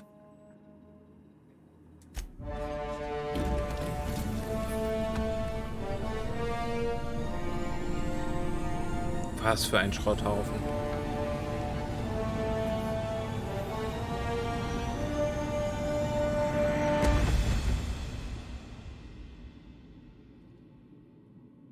Aber ein schneller Schrotthaufen. Against all odds, the unreliable takes flight.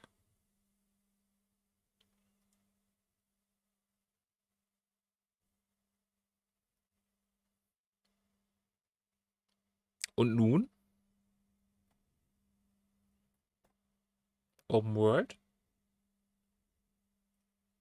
Nicht Homework, Kätzchen. A communication request from Dr. Phineas Wells. Ach ja. Den habe ich vergessen. Aha, there you are. Hale and hearty and captain of your own ship. I see you're putting the unreliable to good use. Shame about her former captain. Horrible way to die. How are you feeling, by the way? I lost track of you in that cave back there. Experiencing any unnatural drippage? Perfectly normal side effect of thawing, I assure you. Komm zum Punkt. What you saw in Emerald Vale is happening all across the colony.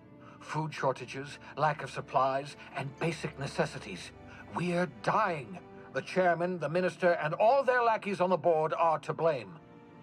The Hope has some of the brightest minds Earth ever sent us. If we can revive the Hope's colonists, they can help us undo the board's mistakes. They can help us set things right. You need to get to Stellar Bay on Monarch. I have contacts there. They'll help me, help us, find the chemicals to revive your fellow colonists.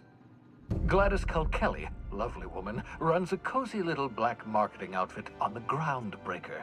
She can get you a nav key to land on Stellar Bay. Warum brauche ich einen Navigationsschlüssel, um auf einem Planeten zu landen? Strictly speaking, Monarch is a moon, terraformed badly, and almost completely lawless. You'll love it. Captains don't fly their own ships, you see. Your navigation terminal handles the, navigation. Think of a nav key as a set of flight instructions. The board's been confiscating nav keys for Stellar Bay, so we must rely on unconventional means of acquisition. Hence, Miss Gladys Kelly. Die Schwarzmarkthändlerin. Was hindert mich daran, Halcyon einfach hinter mir zu lassen?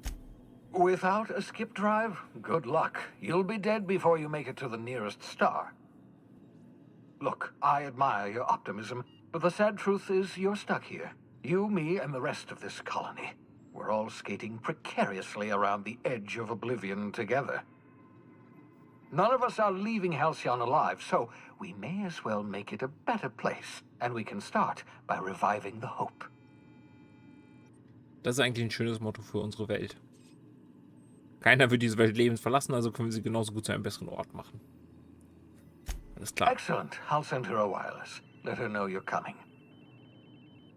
By the way, I gave Captain Hawthorne a disguise apparatus of my own design, cutting-edge technology years ahead of its time. I call it the Holographic Shroud. I'm sure it will prove remarkably useful to you. You'll find it in the captain's quarters. Dafür finde ich bestimmt Verwendung, danke. Excellent. I'll contact you once you've found a way to get to Stellar Bay. If you have any questions, come see me in my lab. And remember, don't trust the board. They'll try to win you over with promises of wealth and power, but it's a lie. The board's only interested in filling their own pockets. If we don't put a stop to them, they're going to run this colony to the ground. Transmission ended. If you are ready to depart, please select a destination on your navigation terminal. Danke. Ein Holomantel. Mark hat eben was von Holo-Shadern gesagt. Wusste der, was kommt? Hallo? Die Robotereinheit antwortet nicht. Die auf dem Gehäuse verzeichnete Seriennummer enthält die Buchstaben SAM. Okay.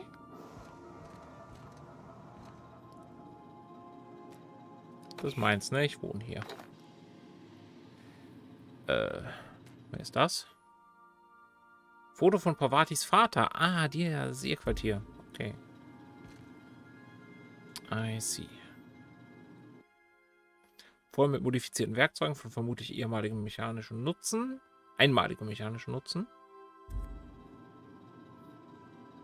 Hallo Mark. Spaten? Nein. Das ja. Und wenn es hier rumliegt, nehme ich es natürlich mit. Die moderne Stahlzange und du. Das Buch hat etliche Eselsohren und Kritzeleien an den Rändern.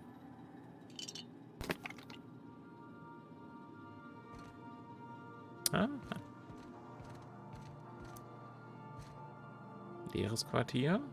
Okay. Noch ein leeres Quartier. Wie viele Crewmitglieder kriegen wir? 1, 2, 3, 4 potenziell noch. I see.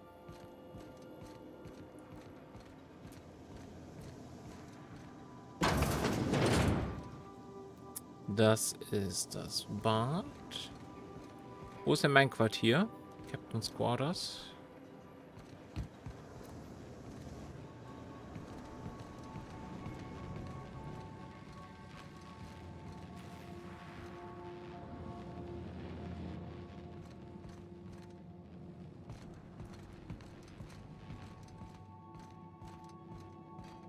Hello. Yeah, so this is my hidey spot now. I was looking for a place that was quiet. I figured the kitchen would be louder than the hold, so here I am. Cozy like, ain't it? Total. Was hältst du von dem Schiff?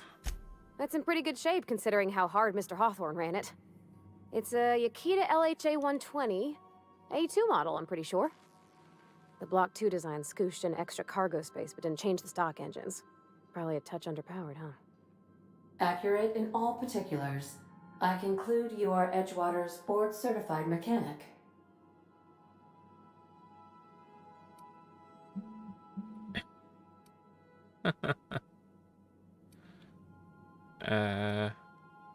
Anscheinend ist Ada diejenige, die das Schiff wirklich fliegt. Fly-by-wire's pretty normal. Or leastways, that's what I read in the trades. I've never been on a real ship before. Hello! I am not a board-certified mechanic, but my dad was. He taught me all he knew. Do you understand? Speech recognition is one of the many skills I have been programmed to simulate. You're not simulating it, you're doing it! I asked a question and you answered it. I am gratified you consider this facsimile convincing.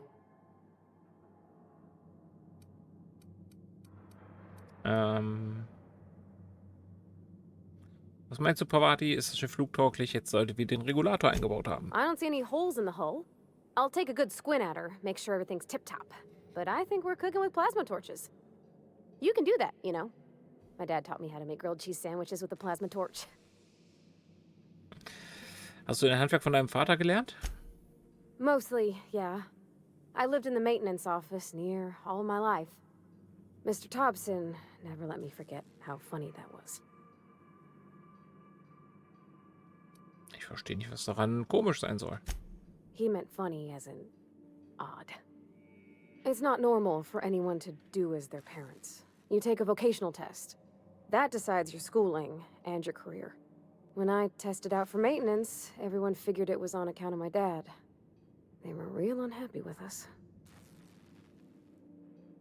Aber du machst deine Arbeit ja wirklich gut und sie macht dir Spaß. Well, I'm good at making things work the way they ought. Not so much at doing such to somebody else's schedule. There's times I'm working deep in the guts of a loader, getting it all running perfect. Then I look up to see it's tomorrow and I've blown another deadline. Anyhow, I was happy to get back home. I didn't care much for schooling.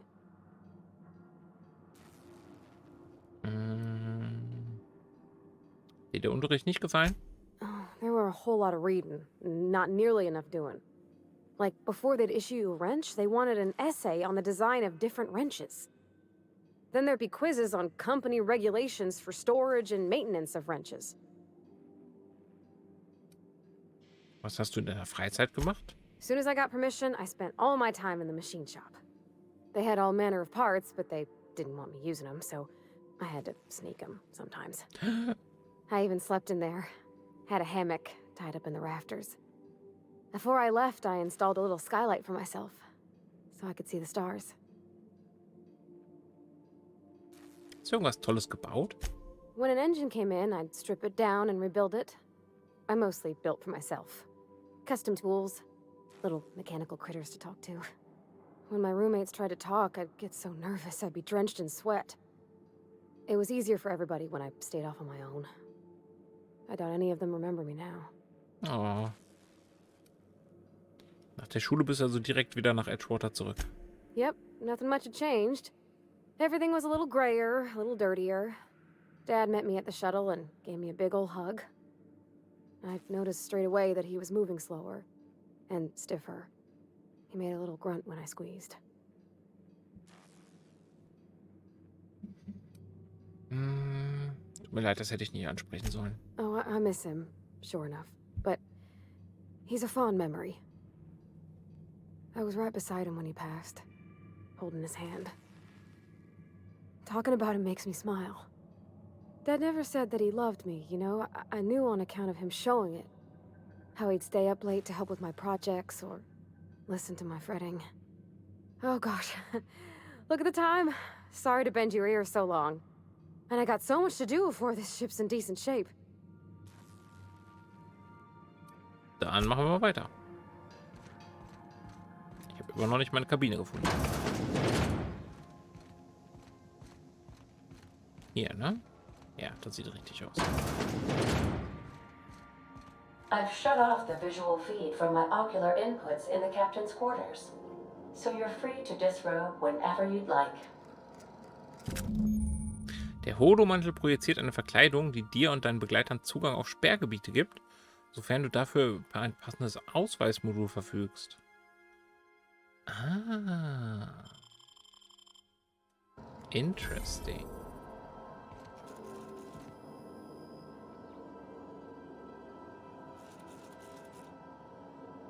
Adelaides Heckenschere.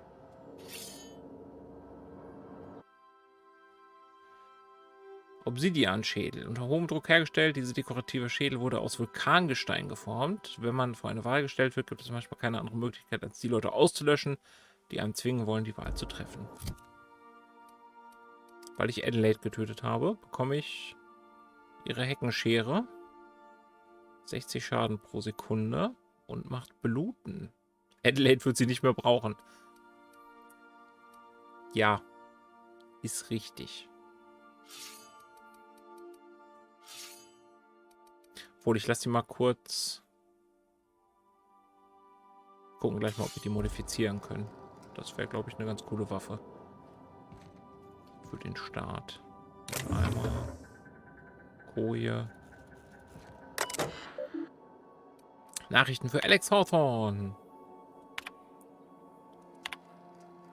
Oh, ich habe bei meinen letzten Nachrichten noch etwas vergessen. Ich schussel, ich schicke dir noch eine Kopie meiner Lieblingsserie, die Weltraumabenteuer von Singularity Steel. Da geht es um einen verwegenen Weltraumpiraten mit einem Herz aus, naja, Stahl. Der Vorstand hat sie nicht wirklich abgesegnet, also zeigt sie besser nicht einem deiner Space-Kumpels. Sie wird dir hoffentlich auf dem Weg zum nächsten Abenteuer ein paar schöne Stunden bescheren. Ähnlichkeiten mit einer gewissen Person sind absolut gewollt. Zwinker, zwinker.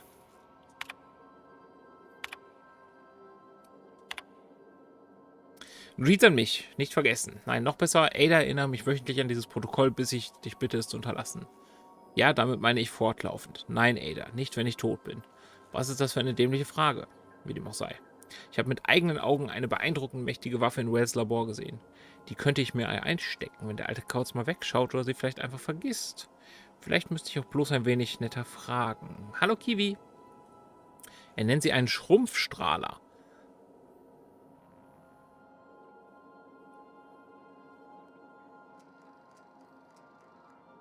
Mach's dir bequem in deinem Dinosaur zum 11. Mal. Das ist fast ein Jahr. Sagt Marc immer. Er nennt sie einen Schrumpfstrahler, aber er hat sie mich nicht testen lassen, nachdem ich etwas ungehalten wurde. Er sagte, er habe sie von den Erfolgen anderer Wissenschaftler inspirieren lassen, die die Grenzen des menschlichen Wissens und der ethischen Maßstäbe vor ihm gesprengt haben. Ich habe Gerüchte von der Art sagenumwobenen Waffen gehört, Waffen, deren Möglichkeiten sich jenseits des Verstandes und der Wissenschaft erstrecken. Doch ich habe nie geglaubt, dass es sie wirklich gibt. Nachdem ich aber Wells Schrumpfstrahler mit eigenen Augen gesehen habe, muss ich mich fragen, ob nicht doch vielleicht mehr dahinter steckt. Mehr Geld. Notiz 2, hammerhart.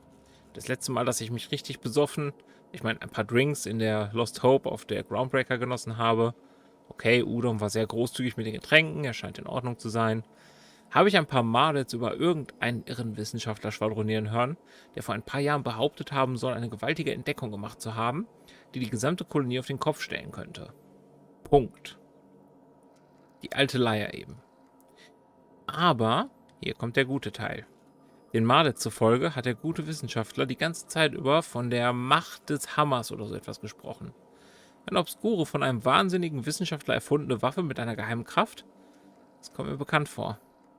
Es könnte eine weitere der Waffen sein, die Wells inspiriert haben. Die Spur führt zum Schwarzmarkt. Warum? Warum gibt Wells mir nicht einfach den Schrumpfstrahler? Möge er auf alle Zeit im Labyrinth auf Tartarus versauern.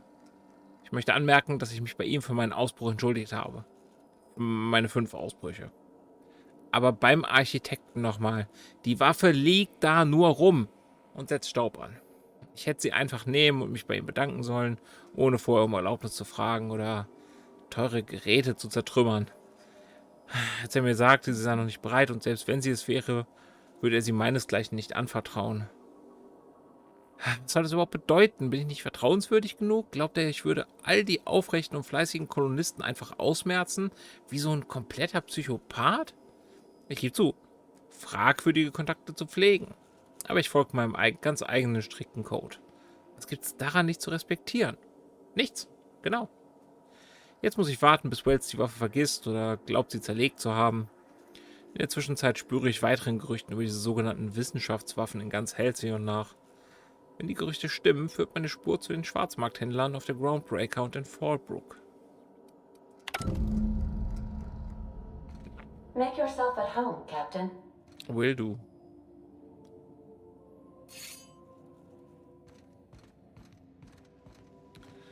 Will do.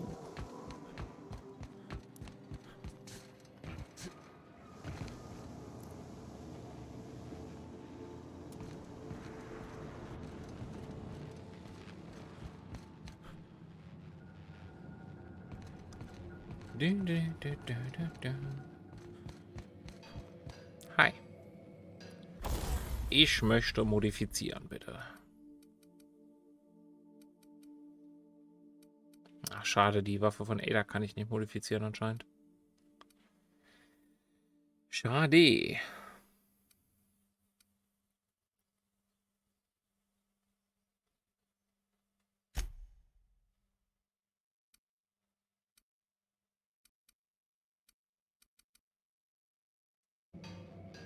Muss mal kurz meine Rüstung ablegen, glaube ich. Geht das? Oder ist das die, die ich anhabe? Das ist die, die ich anhabe, ne? Ah, okay, dann kann ich hier auch modifizieren, was ich ausgerüstet habe. Das ist gut. Da kann ich meine Panzerung verstärken. Ja, bitte. Haben wir getan.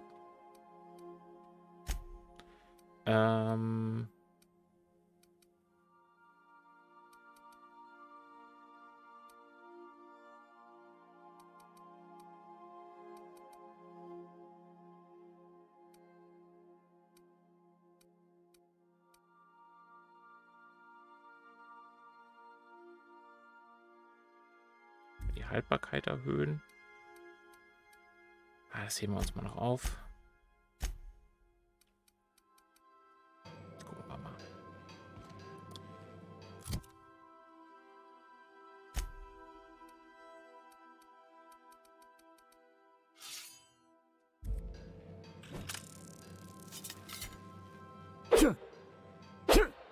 Das ist halt echt eine Schere. Ja, gut. So, Ada, ich habe da oben so einen Roboter gefunden. Können wir da mal kurz drüber reden? Welcome back, Captain. Mhm. How can I be of assistance? Weißt du was über die Robotereinheit, die in der Abstellkammer verstaubt? The unit is a cleaning SAM. Hawthorne brought it on board some cycles ago, I'm sure with the intent to modify it. But I've never seen it up and running. Alex likely recorded progress notes detailing his efforts to modify SAM. If you check the terminal in your captain's quarters, we may be able to determine what work remains in order for SAM to properly operate. Alles klar. Goodbye.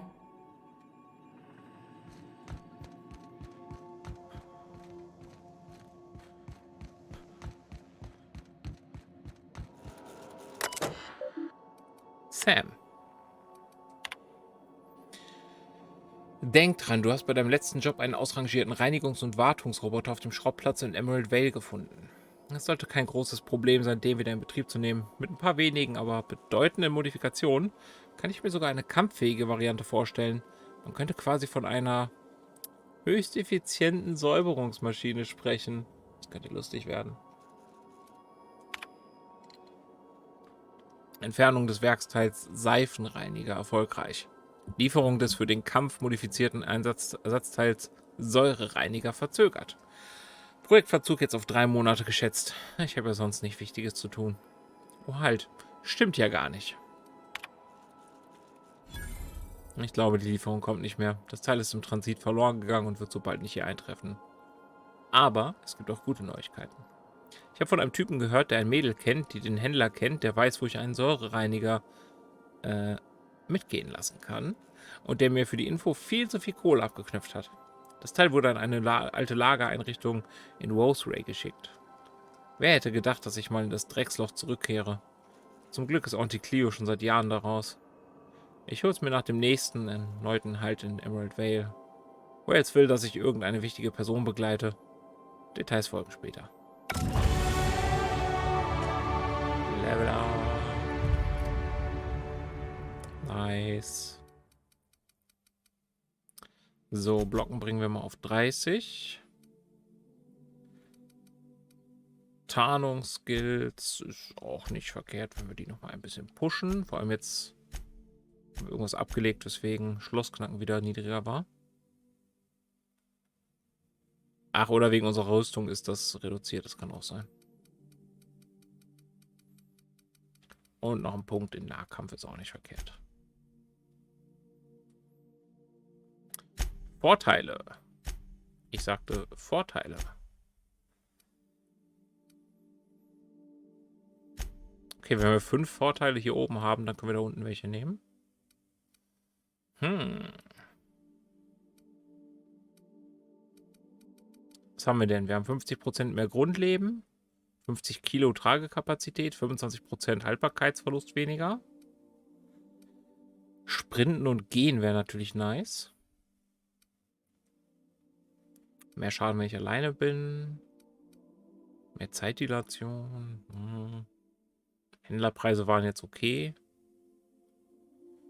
Schnellreise trotz Überladung wird unser 5. glaube ich.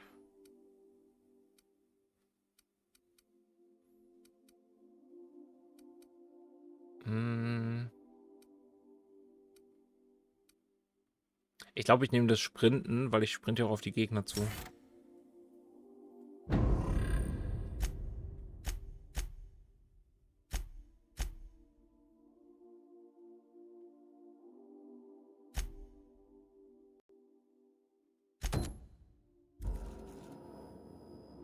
Ich würde gerne die Säuremaschine da erst bauen. Geht das wohl?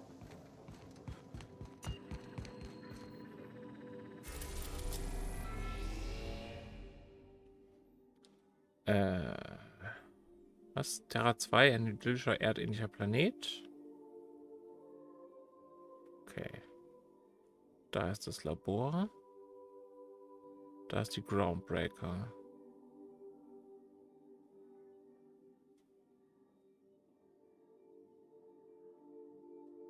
Wir sind da.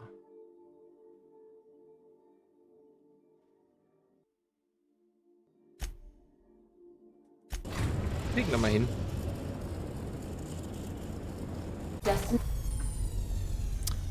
Willkommen auf der Systemkarte. Hier kannst du alle Planeten des Systems sehen und dazu noch ein paar relevante Orte, die du womöglich entdeckt hast. Du kannst dein Schiff zu jedem freigeschalteten Ort fliegen, wobei manche Landeplätze besondere Codes und Schlüssel erfordern, bevor sie die Landung freigeben. Die Reise zwischen Planeten ist gefährlich. Angestellten wird empfohlen, lieber die sichere Route zwischen Wohnung und Arbeitsplatz zu genießen. Natürlich. Das ging schnell. Can we talk? Klar. Hey, Captain. I heard that Groundbreaker's got a real good engineer. A lady named Junlei Tennyson? Was ist mit ihr? I was thinking that maybe I ought to meet her. If you got time to swing us by, I mean. I don't got much experience fixing actual spaceships. I bet you a can of Borston beans she could teach me all manner of stuff. Klar, wir können jetzt sofort dahin gehen. Thanks, Captain. I'll be sure to make it worth your time. Did you want to talk about something else?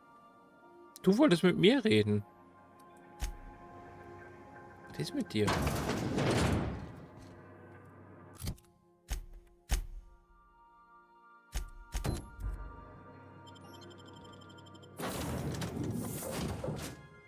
Oh. Ich kann 2 Begleiter mitnehmen. Interesting. Gut zu wissen und interesting.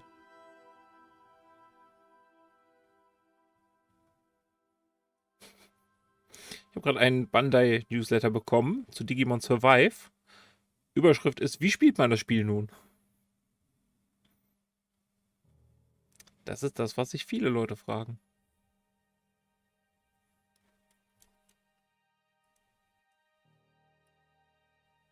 Wie spielt man das eigentlich?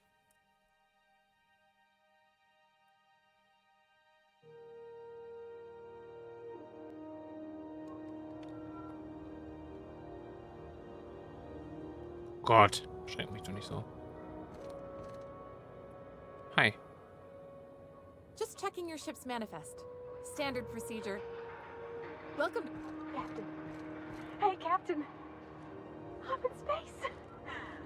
I never thought I'd be able to say that. Yes, but you can.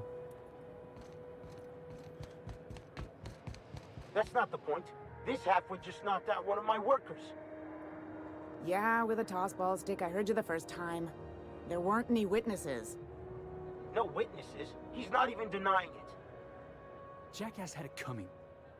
Shut it, Felix. You're not making this any better. You get cute with me again, you little back bay brat, I will toss you out an airlock. This is the Groundbreaker, not Byzantium. You ain't the law here. I am. Now move along. I don't have time for this. I need a drink. Was ist hier los? Going for a stroll around the docking base? Mir ist aufgefallen, dass du dich mit jemandem gestritten hast. Sure was. Got a knack for upsetting the board and the Mardettes all at once. Between you and me, I was hoping they'd come to fisticuffs. Ich habe gehört, du hast jemanden mit einem Wurfballschläger umgehauen. The guy insulted my Rizzo's Rangers, all right? You can't just insult my Rangers and expect to get away with it. I mean, I get it. So of course I decked him with a tossball stick. I mean, what am I? Some kind of fair-weather fan? Also wenn es die Rangers geht. Only the finest group of tossball players ever to take the field. He's a Spacer's chosen man, though. So when the Chosen beat my Rangers the other night, my foreman comes swaggering up with his head full of boasting. I get it. I get it. Also hast du die Ehre deines Teams verteidigt. Exactly. I was only doing what any self-respecting Rangers fan would have done. Look, this was a long time coming. Guy thinks he can push me around because he's some sky-high foreman, and I'm just a back bay's dock worker. Well, former dock worker. Guess I just tendered my resignation. Ich meine, ihr würdet ja das Gleiche machen, ist ja logisch. Hast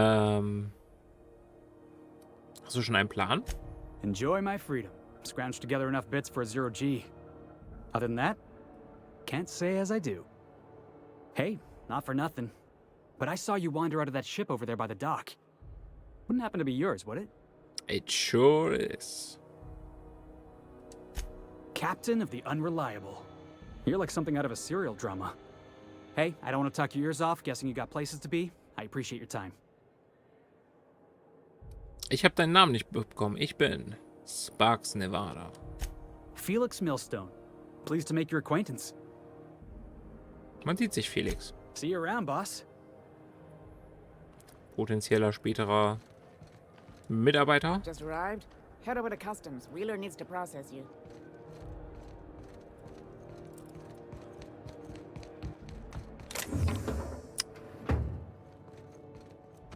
Ständig gehören Sachen Leuten, ey. Anstrengend. Carry on.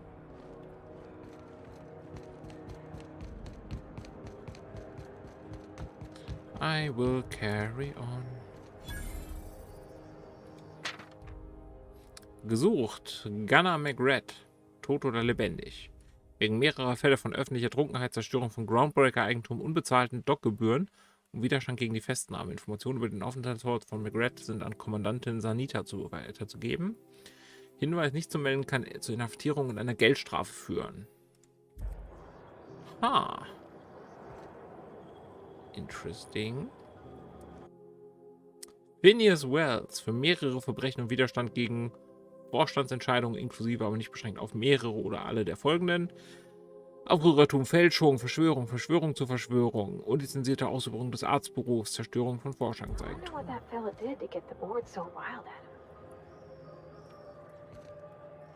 Und wir arbeiten für den. Customs and inspection, right this way. So.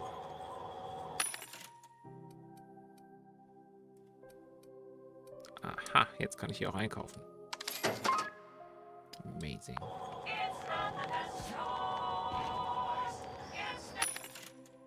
That's choice.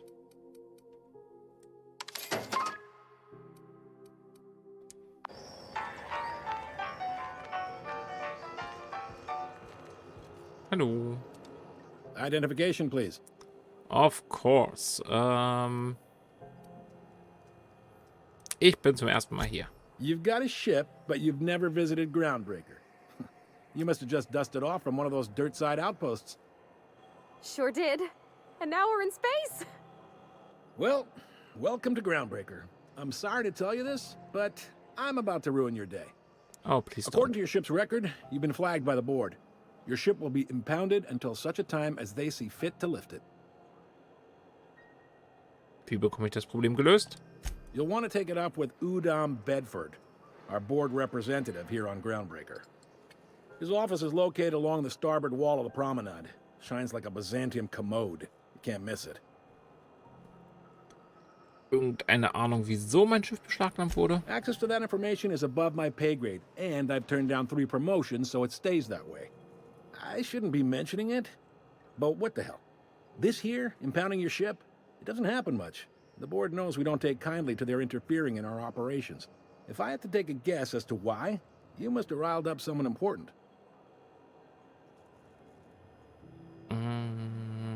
Oh, großartig. Ich werde mit ihm reden und die Sache richtig stellen. You take the starch out of him, well, you won't hear any complaints from me. Oh, and if you're headed that way, would you mind doing me a favor? Was denn? Wanda Dorset over in sickbay. Tell her the shipment's not in yet. It's not coming in anytime soon, and if she'd be so obliged to get off my ass about it. Ihre Lieferung?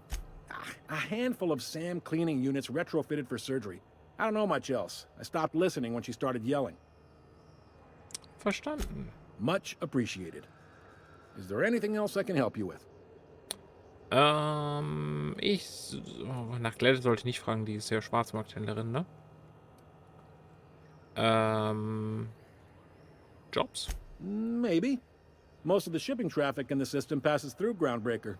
Every couple of months, we even get a big interstellar freighter. 2 biggest operations are the board. That is, Halcyon Holdings and Sublight Salvage. But there are independent operators around the promenade deck. Most of those jobs are going to take you off station, though. Alles klar. Und vor Ort? Commandant Sanita might have a couple of folks she needs killed. Bad folks, I mean. Not regular folks. She'll be at the security desk behind me. Chief Junlei might have an errand needs running. She's all tied up trying to fix our heat problem. You'll find her in engineering. No kidding? I'd love to get a look at this old girl's innards. I bet they're real twisty and weird. In a good way. Verstanden. Danke. Happy to help. That's my job, after all. You're real good at it, too. Well, thank you, miss. It's nice to be recognized. Yep. All right. Wir gehen da mal.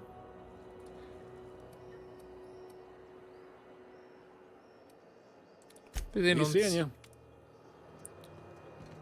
Das finden wir auch noch so raus.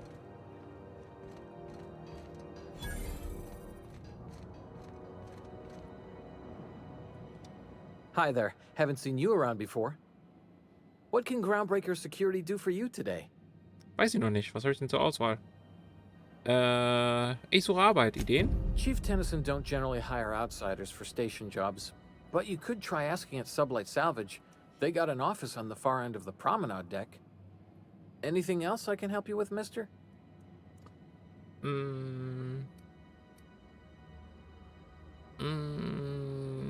Chief Tennyson? Chief Junlei Tennyson. She runs the ship. Does a real great job of it, too. Her family's worked on it for, gosh, since it was built, I think. Back before the crossing. What's she like? Is she a good boss? Good as she can be, I guess. What with all the troubles Groundbreaker's facing. She could stand to lighten up, I suppose. But she tries her best to do right by folks, and that's what matters. Man, über so ein gewaltiges Schiff wie die Groundbreaker zu haben, muss mit vielen Herausforderungen verbunden sein. Sure is, but she makes it look easy. She's real competent, our chief, even if she ain't real friendly. Cool, danke dir.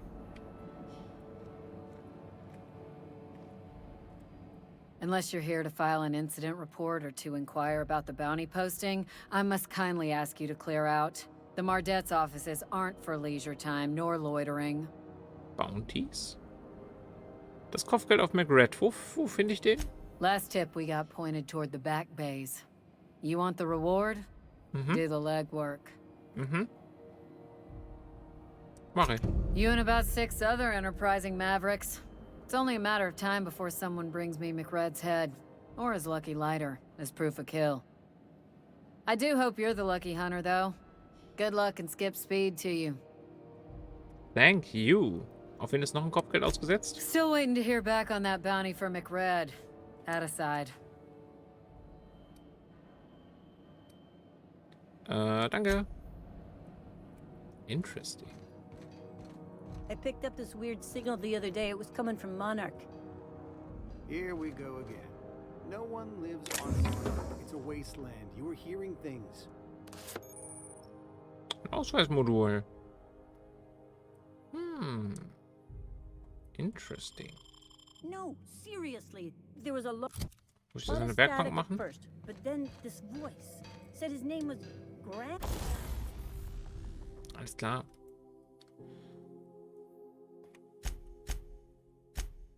Ist ausnahmsweise in Ordnung. Okay, wie kann ich das kombinieren?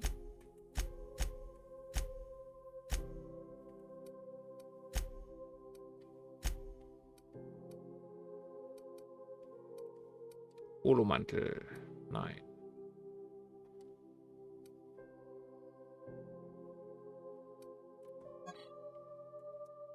Wie benutze ich das?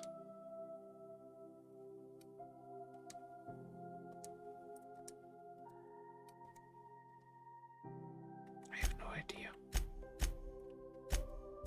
Graham, right. Ist nicht hierbei, ne? Nee. Broadcasting on a dead world full of monsters. Vielleicht macht das automatisch. You know, it takes more muscles to frown than to smile. Who told you that? Graham? Asshole. Kann man wieder nur klauen. Das ist keine Tür, oder? Doch.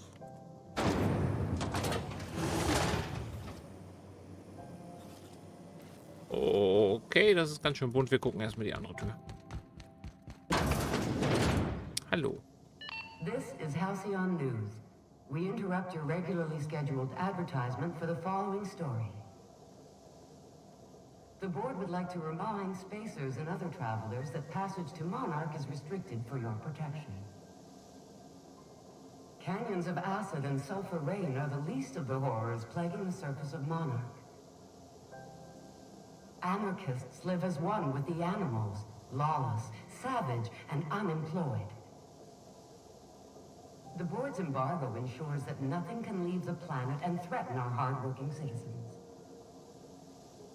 This has been Halcyon News, your only source for news in the Halcyon...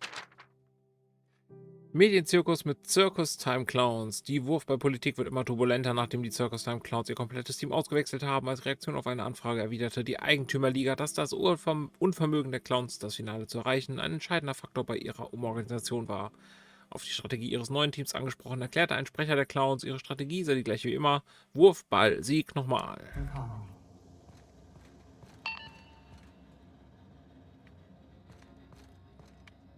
Ich brauche hier nicht durchlaufen, ich klaue ja nichts. Gut, dann machen wir nochmal hier bunt. Purple Berry Crunch, Sugar Gel Flakes, and Purple Berry Flavored Power Nuggets. Now with 12% more crunch.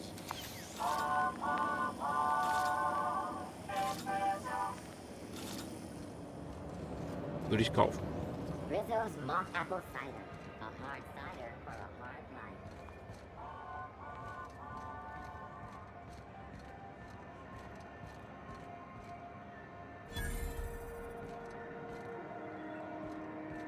Oh Gott.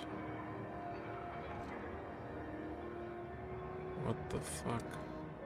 Sorry about the heat. Chief Tennyson will get the radiators fixed soon. course, this heat sure makes a zero-G brew extra refreshing. It's an ale that's good for what ails you. Oh, and it's not the best choice. It's Spacer's choice. Taste the freedom. A lot of slogans to keep track of. Sometimes I forget. Warst du schon mal in Edgewater? Heard of it.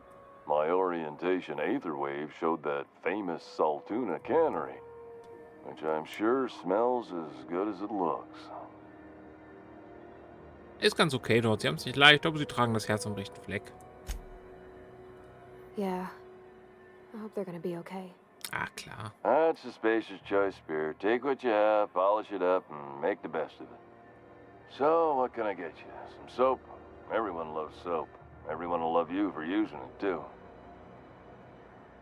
Das ist schon nett. Ich muss dir eine Frage zu diesem Hut stellen. I'm bound to satisfy headgear-related inquiries. Please send any complaints to our Consumer Care Headwear Division. Alles okay da drin? Oh, I'm having a stellar day. Not just because I'm legally obligated to say so. Almost as stellar as a Spacer's choice is affordable. Wo kriege ich so einen tollen Hut her? You would never ask if you knew what it's like in here. I mean, why, anyone can be a Spacer's Choice Consumer Relations Choice Specialist. Just keep your nose clean and aim for the moon. Mhm. Kannst du da drin überhaupt was sehen?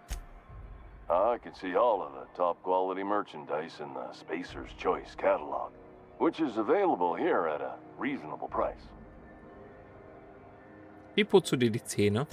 Spacer's Choice regrets that we don't sell toothpaste at this time, but we're always working on delivering exciting new products to our customers.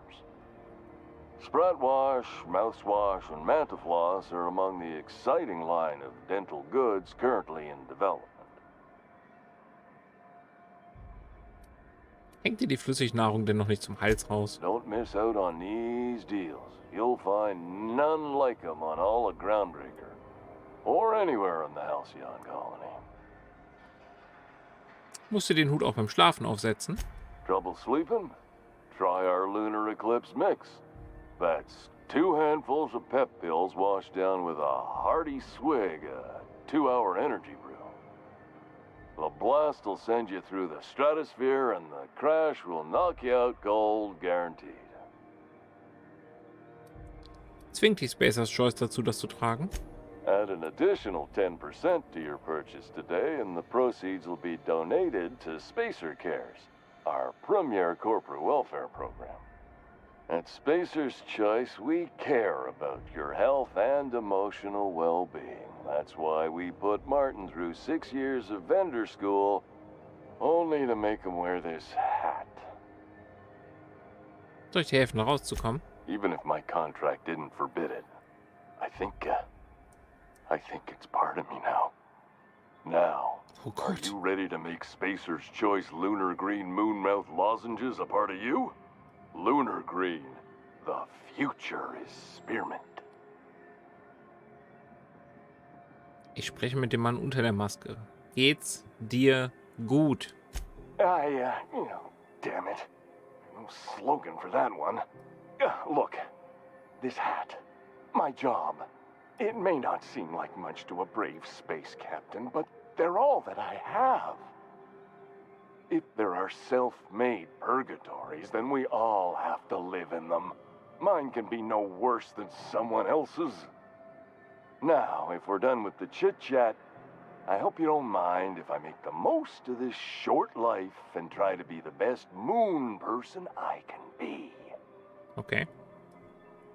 Tut mir leid, wenn ich dir zu nahe getreten bin, Martin. It's fine. I should be stronger than this. Thanks for taking an interest. Speaking of interest, can I interest you in some quality budget goods? At Spacer's Choice, we cut corners so you don't have to. Ja, zeig doch mal, was du hast. Have a look.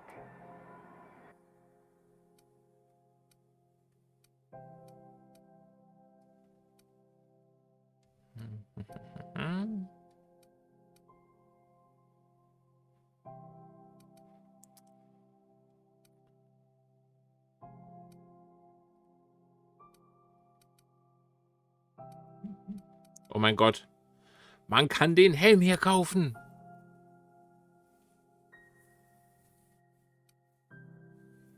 Er ist so abgefahren, den müssen wir eigentlich schon kaufen, ne? Der hier ist ganz gut. 17 Rüstung für den Helm. I like it. 118 kostet er nur. Ich glaube, da kaufen wir mal einen. Guck mal, für 209 müssen wir auch so einen Moonman-Helm nehmen, oder? Muss sein.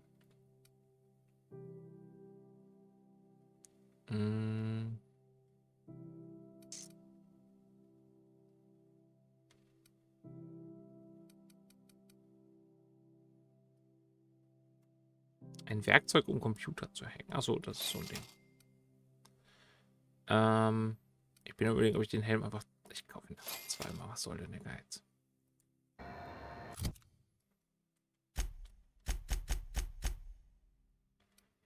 Weil meiner macht... Ach, meiner macht 19. Okay, ich dachte, meiner wäre nicht besser. Gut. Dann halt so. Oh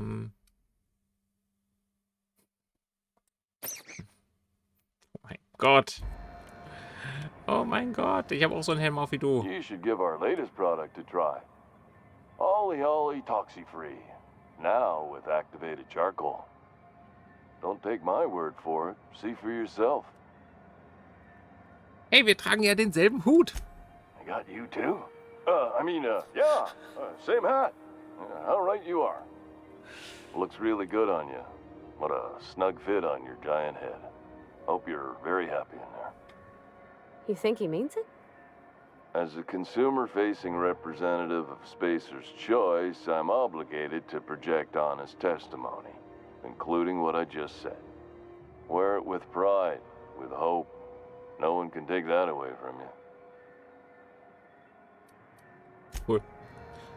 Ich will den nicht tragen. Danke der Nachfrage. Aber der macht...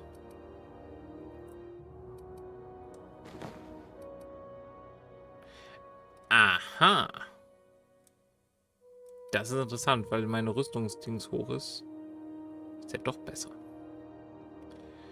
I see. Das heißt aber auch für dich ist natürlich der hier viel besser. Jetzt ist natürlich die Frage, ziehen wir dir die bessere Rüstung an? Nein, du kannst ja Mechanik auf, aber behalten ist okay.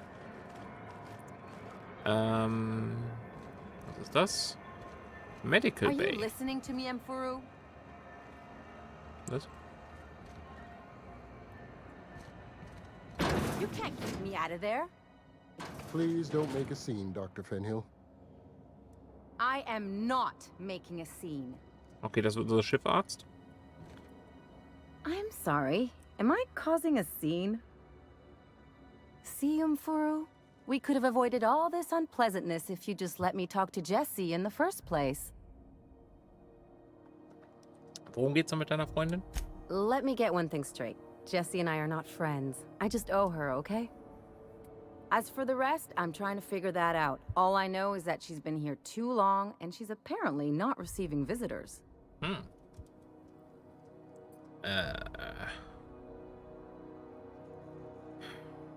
Vielleicht kann ich ja mal bei ihr vorbeischauen. Be my guest. If you know something I don't about dealing with hospital bureaucracy, I'll be impressed. Let's find out. What seems to be the problem? Ich würde gerne mit Jessie Doyle sprechen. If only my other patients had so many inquiring after them. I'll tell you what I've told the others.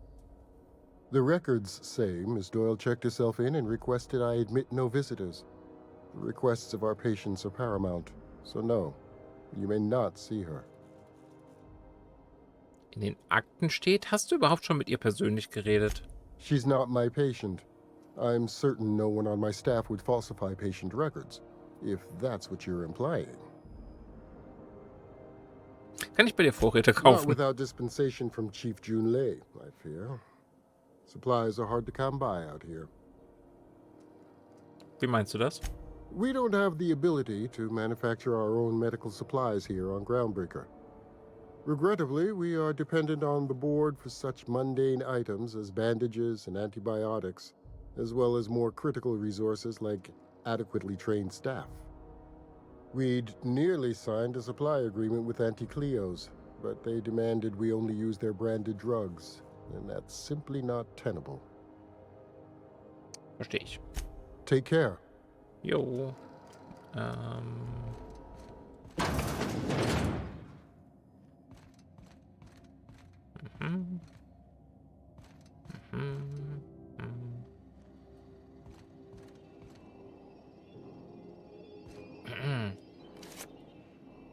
habe da so ein Ausweismodul gefunden. Ich speichere mal, bevor ich reingehe, weil ich nicht weiß, ob der das automatisch ausrüstet oder ob ich dafür irgendwas tun muss.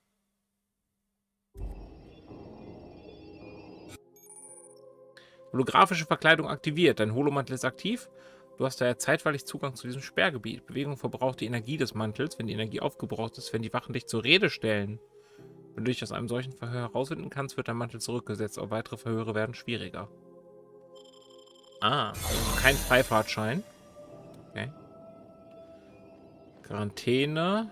Operating Room. Wo ist denn die Dame, mit der ich sprechen soll hier überhaupt?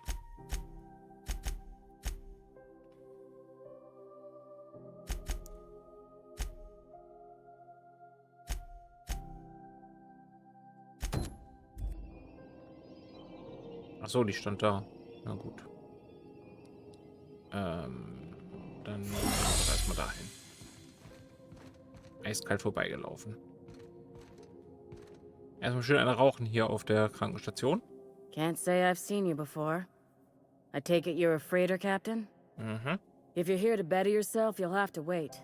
We're having a spot of trouble with our delivery service. Ich soll dir von Wheeler ausrichten, dass du ihm wegen deiner Lieferung nicht mehr auf die Eier gehen sollst. Wheeler meinte, dass deine Lieferung noch eine Weile auf sich warten lassen wird. He must be referring to Irion. I'm sure the fool's gotten himself into another scrape. I'm beginning to wonder if I'm ever gonna get my service mechanicals at this rate. Wer ist Irion? Our delivery man. A brave idiot with a penchant for getting himself delayed. Sometimes by dates, usually by bandits. Wofür brauchst du die Robotereinheiten? Surgery mostly. Medical personnel are difficult to come by on Groundbreaker. Mhm. Woran liegt das?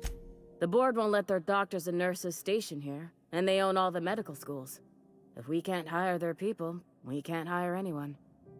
Verstehe. Everyone on staff here on Groundbreaker was trained by me or Idris. We're good, don't get me wrong. But we've only 2 heads between us, and we don't know everything. Willkommen zurück, Mark. Ich könnte ja nach ihm suchen. I'd be grateful if you'd spare the time. We need his delivery soon as yesterday. Cool. Last he told me, he was taking a shortcut by Scylla, an asteroid in the Charybdis cluster. That's where I'd start, were I the adventuring type. You look out, though. The place is probably crawling with outlaws. Ja, das finden wir dann schon raus.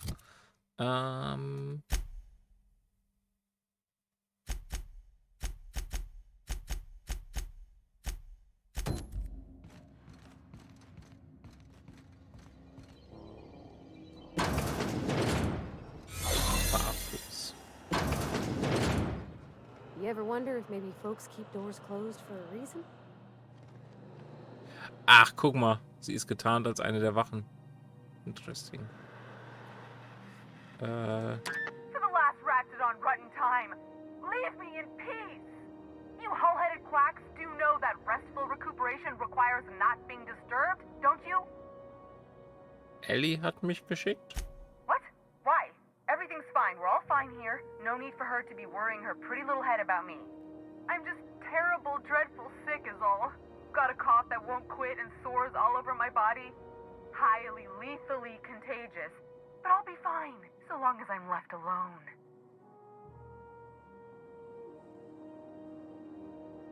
Öffne die Tür, bevor ich sie eintrete. Should have known she'd send a bruiser after me. Damned if I don't rue the day I saved her scrawny little hide. Inadvertently, I befriended a bloodhound in the process. All right, okay. We can discuss this like the level-headed folk that we are. Seems I've got to do something before Ellie goes jabbering my business to anyone with one ear and an intent to listen. Das musst du die Engine fragen, Mark, das weiß ich nicht. The truth is, I'm not sick. But if you repeat what I'm about to tell you to anyone, I will deny it with my dying breath. You, ain't with the board, are you? See, I owe them a lot. I might have missed a payment or two, and the other night I swear someone was following me back to my room. So I hold up here to lay low. Ich arbeite für den Vorstand, nein. Ellie hat mich gebeten, dir zu helfen, also habe ich genau das vor zu Udon tun. Bedford's the board guy on the station. He'd know how I stand with them. If you can square things for me, I'd owe you one even bigger than Ellie owes me. Ich spreche für dich mit ihm. Thanks for helping me with the board. You're a real pal. Kein Ding. Or I guess I should say, Ellie is one, huh? Das ist eine Menge Erfahrung, die ich dafür kriege.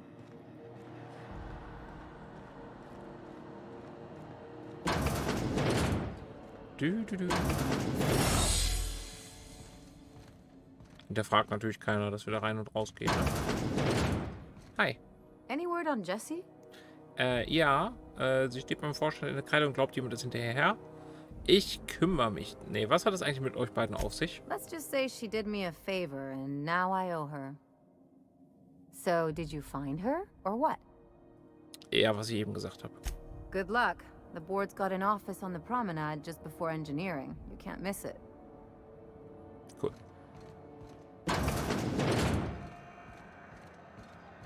Was seid ihr? Niemand mit Namen.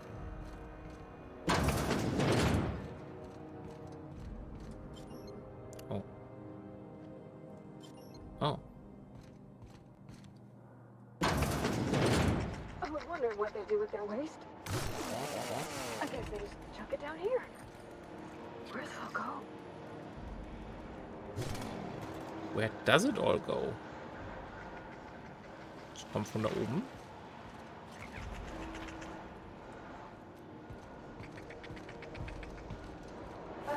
How about I stay up top?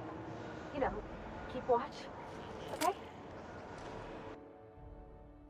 Frankie hat einen Tipp auf ein paar Bergungsgüter erhalten. Einer der alten Hangars der Groundbreaker war abgesperrt, bis ihn wer gefunden hat, als er bei den Dockarbeitern rumspioniert hat. Lilia will, dass wir dort ihre Flagge hissen, sobald wir die Neuankömmlinge entfernt haben. Aber erstmal darfst du da Aufklärung betreiben, such nach einem losen Panel, kletter hoch auf die Betten und zur Rückwand. Lilia sagt, wir sollen aufpassen, sie glaubt, uns folge irgendwer. Typisch Lilia.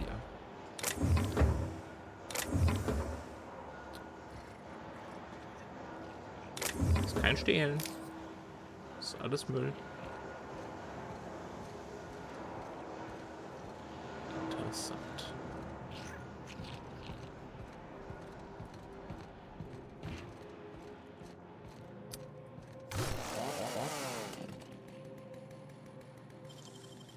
Ich will wissen, was hinter dieser Tür ist. That's very clever.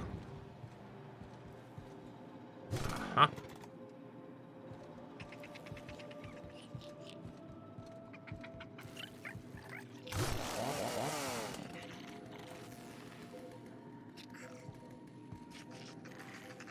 Guck mal, das nicht. Der ist tollwütig. Ja, der ist tollwütig. Spät sehen.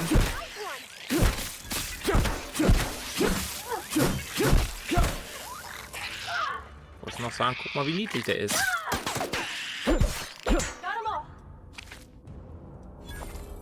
War nicht so niedlich.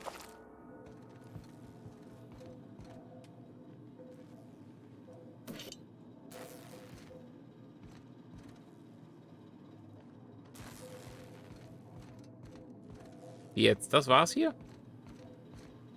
Nee, wollte schon sagen. Wo bin ich? Bin im Vorratsraum von dem Shop. Okay. Interesting. Das sollte ich wahrscheinlich nicht aufmachen, sonst stehe ich vermutlich direkt in dem Shop und Das wäre auffällig.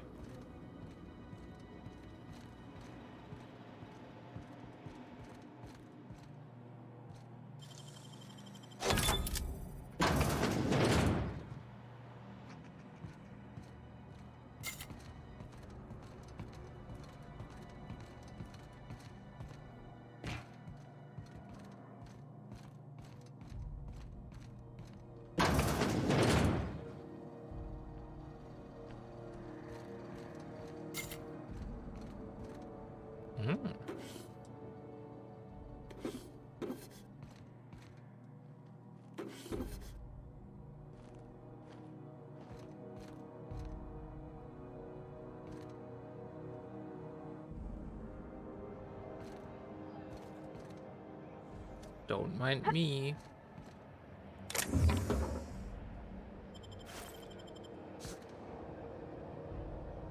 Hier kann man nicht lang gehen, das wäre eine unsichtbare Wand. Ist nur für die Truhe gewesen.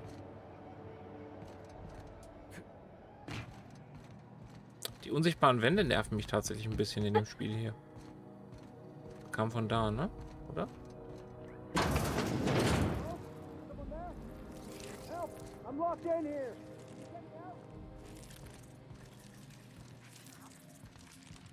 Was zur Hölle?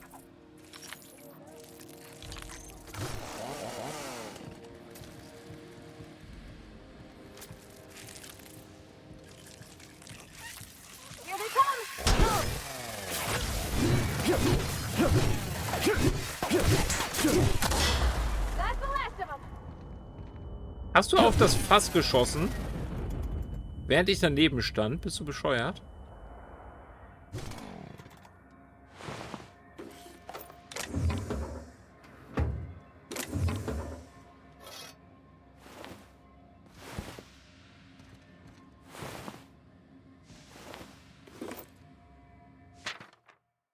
Vera sagt, die Rohrsysteme der Lost Hope machen wieder Mucken. Schau dir die üblichen Stellen an.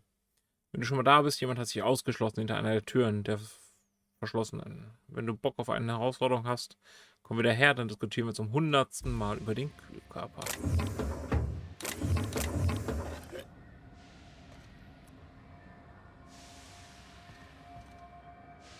Ja, die kann doch nicht auch ein Fass schießen. Was soll denn das? Ich lasse den anderen Typen da gleich noch raus. Ich muss nur erst gucken, wo das hier hinführt. Das ist gerade wichtig. Also, das führt nur einmal im Kreis. It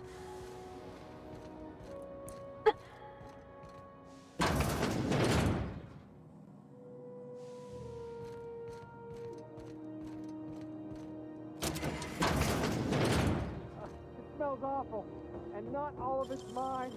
I'll die in here. Just get me out. Thank you, stranger. Shit, ain't that a relief? You have no idea how good the air on Groundbreaker smells until you've been trapped in a tiny bathroom with an overflowing toilet. Thanks again, friend. Kein Problem. Was passiert? What usually happens on this partially pressurized rust bucket? Something broke. Well, actually, two things broke. First, the damn toilet overflowed. When I came to clean that up, the damn door decided to close and lock on me. Aber warst du da drin? Time stood still. I was aware of nothing but the smell. Ugh, could have been days. Ah, shit. That means I haven't clocked out in days. Song is gonna have my ass for wage theft. Ich habe dir einen Gefallen getan. Wie willst du dich revanchieren? You're gonna shake me down after I was trapped in a shit-covered bathroom? Is that how it is? Bezahlst du jetzt oder willst du weiter da rumstehen und wie ein Haufen Scheiße stinken? Fine. Here's every bit I've got. That enough for you? Or do you want my shit-covered clothes as well? Deine Hosen kannst du anbehalten. Dankeschön. I will. I will preserve my dignity. No one can take that away from me. I.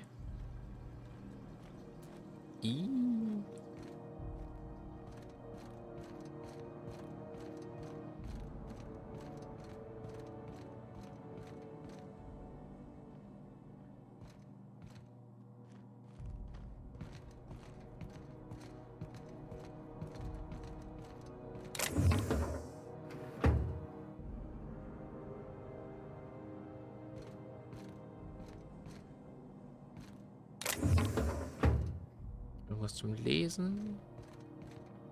Nö. Aha. Wir sind in der Bar. Ist aber auch weird, oder? Dass man hier über diesen Schacht einfach in den Lagerraum der Bar kommt. Über den Gang, wo das Klo ist. Naja. Ich habe den Ort ja nicht designt, ne?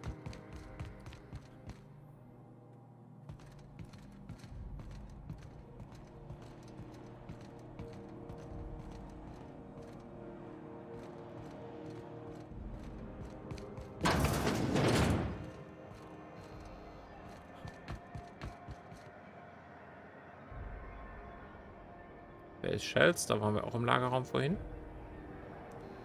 Hallo? You know that sound when you've snapped on an injector clip? That's how you know your weapon loves you back. I got a full line of weapon modifications I'd be happy to show you. Ist das so? Zeig doch mal.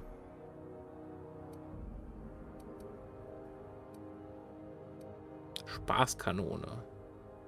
Erhöht den Schaden. Weitsicht, Fernrohr. Plasmaschaden. Oh, Plasmaschaden für eine Klinge. Interesting. Ein Sichergriff. Endstrahlschaden. 7000 kostet das Ding. Gut, dass wir das noch nicht verbaut haben bei dem anderen. Eieiei.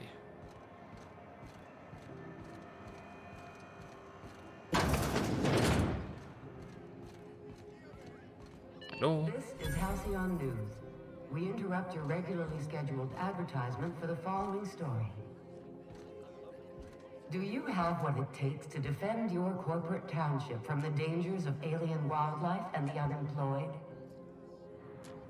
Talk to your local manager about applying for military training and lend your life to protecting our wonderful brands and products. Military service does not guarantee full employment rights, tax breaks, military discount, health benefits, military burial, participation medal, training, or weapon. This is Halcyon News, reminding you that there's no I in news, no we in Halcyon, and no Mercury in Saltuna. Okay. Ihr habt alle keine Namen, dann seid ihr nicht wichtig.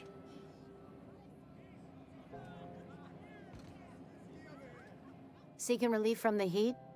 Till June Lay gets those radiators fixed, I've got the next best thing.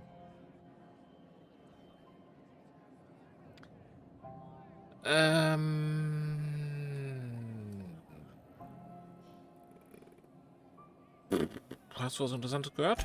Only the usual. Marauders all over space. You ever wonder how folk who can't figure the bleeding edge technology of a spoon can manage to get ships into space? Weiß nicht zufällig, wie ich nach Stellar Bay of Monarch gelangen könnte? Stellar Bay proper? Tough to say. The board recalled all the nav keys about 10 years back when the corps pulled back to Terra 2. Weißt du wieso? It's overrun with beasts, I heard. Big ones. Kinda chew your face off for fun. Might all be board propaganda, though. If you're aiming to get to Stellar Bay, you're gonna have to get your hands dirty. The board don't like them that truck with Monarch. But I ain't the one you ought to be asking. Try Gladys on the promenade. She'll fix you up. I see. Was verkaufst du? Nothing you need and everything you want. Ist das so? Zugangsbeschränkte Waren. Gotta love it.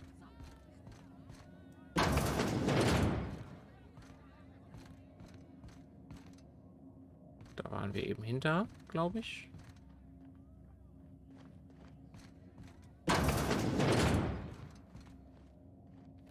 Gehen hier einfach mal so spazieren, ne? Solange es keinen stört. Mahlzeit.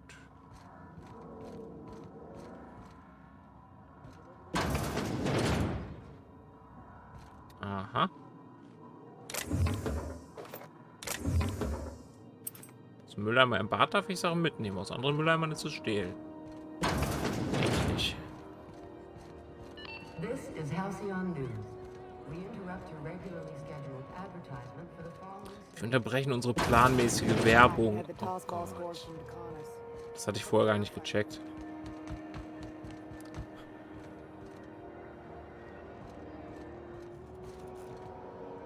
Public Terminal. Administratorzugriff. Don't mind if I do. Unser letztes Treffen auf der Groundbreaker schon fast 20 Jahre her ist. Hatte ich gehofft, wir könnten die alte Gang nochmal zusammentrommeln. Natürlich ist heute einiges anders. Manche von uns sind jetzt Fernflieger, einige arbeiten für Konzerne, andere sind vermutlich schon tot und wieder andere fristen ein jämmerliches Dasein auf Tartarus. Auf meine letzte Einladung hat leider niemand reagiert. Ich hoffe, das heißt nur, dass ihr mit Familienfesten und euren Jobs beschäftigt seid. Bleibt frei, Freischaffende. Space Cat. Hey Leute, nach meiner Dashkova-Rundtour bin ich wieder aufgetaut. 2 Jahre hin, 2 Jahre zurück. Ihr könnt euch sicher meine Verwunderung vorstellen, als ich per Funk von der Groundbreaker-Crew mitgeteilt bekam, dass ich das Andocken verzögern würde. Aus 1 Stunde wurden 5 und daraus dann Tage.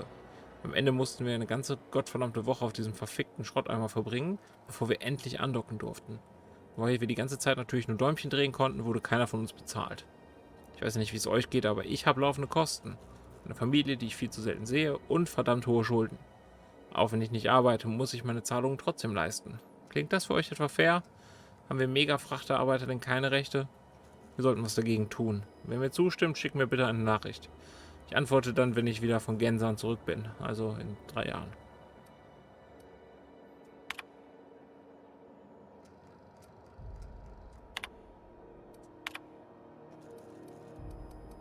Schiff beschlagnahmt. Wenn der Vorstand euer Schiff beschlagnahmt hat, dann müsst ihr das mit dem Vorstand klären. Ihre Botschaft befindet sich in der Prozedur. Ja, okay. Müssen wir doch. Base Quest habe ich aktiv. Jessys Schulden erlassen. Go back to Byzantium, you gold-plated bastards. Yeah, no one wants you on Groundbreaker. Hallo, ich komme einfach mal rein, ne? Guten Tag. Yes. Wheeler messaged me you were coming. He must be the captain of the Unreliable, a vessel that used to be helmed by one Alex Hawthorne. And you are not he. Has something happened to my favorite scruffy freelancer?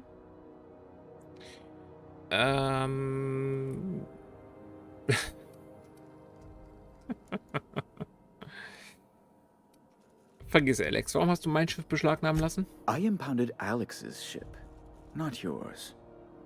Well, I guess it's yours now if you're captaining it. It's a game we play, he and I. I ask him to turn in Phineas Wells. He tells me he will soon. I impound his ship. He explains why he can't give me the info right now. I ask him to turn in Wells. Around and around we go. Tolles Spiel. Also was mein Schiff angeht? Right. You're going important places, I'm sure. Big, exciting, important places. There, I've removed the flag from your ship. I'm terribly sorry for the inconvenience. However, before you go, Alex promised to tell me the location of Phineas Wells. I'm sure you've seen his wanted posters all over the colony. Did Alex tell you where Wells might be? Anything at all?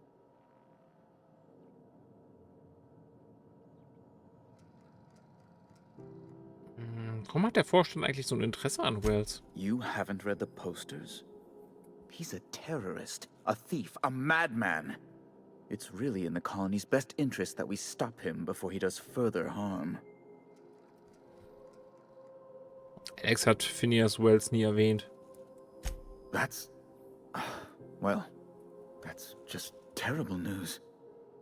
Law, what am I going to do now? The board will have my head. Oh, I'm sorry. This is terribly unprofessional of me. Is there anything else I might help you with? Ich bin hier wegen Jessie Doyle. Hat sie ihre Schulden streichen? Miss Doyle owes the board a significant sum. Alas, the only collateral she has is her organs. Compulsory donation is quite legal in such cases. Lebendig ist sie mehr wert als tot. Lass sie ihre Schulden abarbeiten. That's not unreasonable. I guess it's better than losing your organs, but I don't know, Captain. Just doesn't seem right. Miss Doyle is deeply in debt. and the board has every right to do whatever they like to recoup that debt. What guarantee do I have that she'll agree to the terms you negotiate?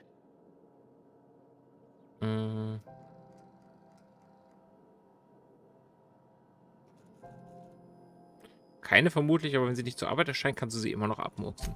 I'm not sure the price of her organs will allow a profit in that case.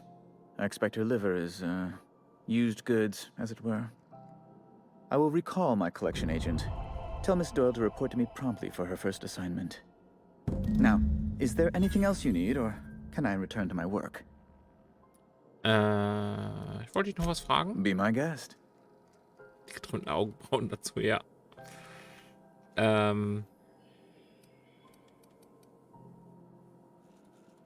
Was genau machst du hier? I'm the certified representative of the board's interests here on the Groundbreaker. I'm their eyes, ears, and busy little hands. I see. Eine bedeutende Persönlichkeit auf einer unbedeutenden Weltraumstation.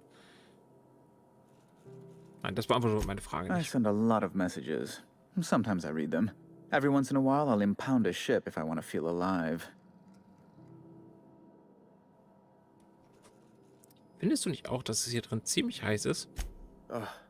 Law, but it's miserable. My underarms are damp. How can I be expected to work in these conditions? Chief Tennyson is supposedly looking into the cause, but I've seen no action from her. Deplorable conduct. My superiors will be hearing about it. You can be certain of that. Kannst du mich nach Stella Bay bringen? Good law. Who'd want to go to that toxic hell pit? Also nein? No. Emphatically no. Unequivocally no. Immutably no. Ein einfaches Nein hätte schon genügt. Du hättest nicht gleich das ganze Wörterbuch ausschlachten Best to müssen. be clear, I believe. So, ich grüße dich. Hallo, willkommen am Wochenende. Warum stehen hier bewaffnete Wachen rum? Oh, you've noticed my friends. Wonderful. Aren't their guns very large? Tremendously impressive. They're here to keep the peace, of course. Um dich zu beschützen, meinst du wohl? Precisely. Groundbreaker makes much ado about its independent status and so resents any board presence, no matter how benign.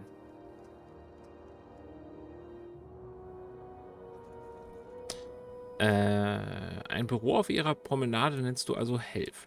When the alternative is board guards at their gates, yes, I do. They don't see it that way, of course, but I can't say I much care. Was ist denn hinter den abgeschlossenen Türen da hinten? A luxury stateroom, reserved for Chairman Rockwell's use. Kommt der Vorstandsvorsitzende häufig hier vorbei? Oh, good law, of course not. He'd never set foot on this decrepit junk pile. As this office is the primary embassy for the board on Groundbreaker, corporate bylaws specifically state a room must be maintained for the chairman's exclusive use. Cool. Ask away. Wir gehen. Dumm. Have you seen this man? Reward offered for information leading to the capture of noted terrorist Phineas Wells. Report any sightings to your local board embassy. Cool. Hearty greeting, potential customer. Welcome to Auntie's Kitchen, a home-style consumable protein dispensary. May this unit dispense proteins for your ingestion. Was hast du? Beginning dispensing sequence. Please unblock all relevant facial protein ingestion tubes. Danke, das möchte ich alles nicht.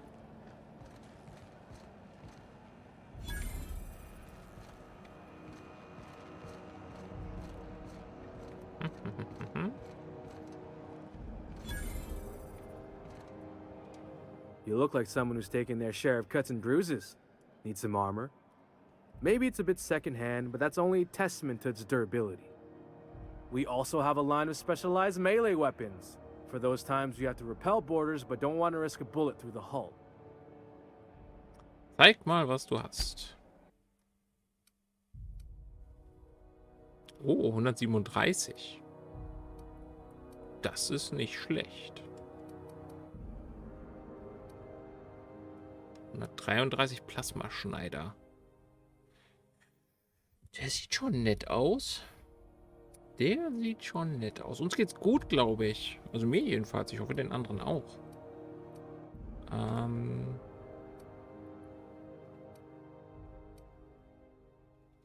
Panzer. Der ist hübsch. Aber kostet auch über 1000. Das heißt, wir kaufen ihn nicht.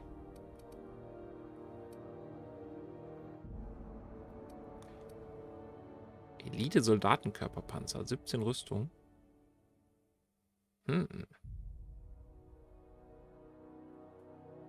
Ausweichen plus 5, Tarnung minus 5.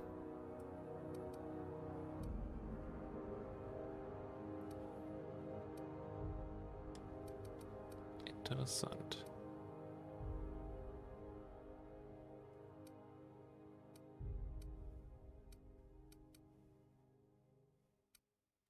Wir sind im Moment gut ausgerüstet. Aber gut zu wissen, dass man hier noch mehr kaufen kann bei Bedarf.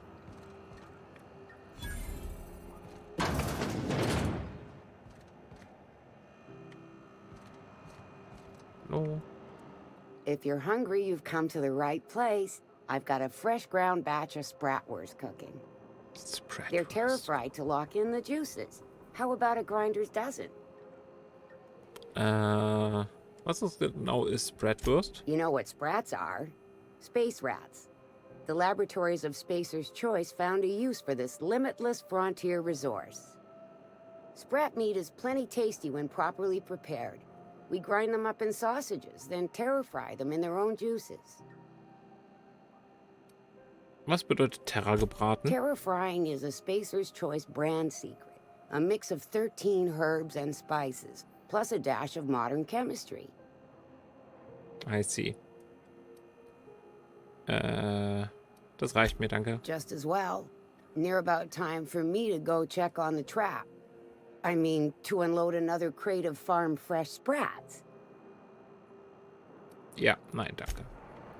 Wie geht's dir denn, Zub? Wir haben heute schon im Spiel hier über Seife geredet. Oh, neat! They got stuff in here I ain't seen in ages. Okay, hier kommen wir gleich hin. Oder später. CNP Burst Pockets. Can be microwaved in 2.5 seconds. Burst Pockets.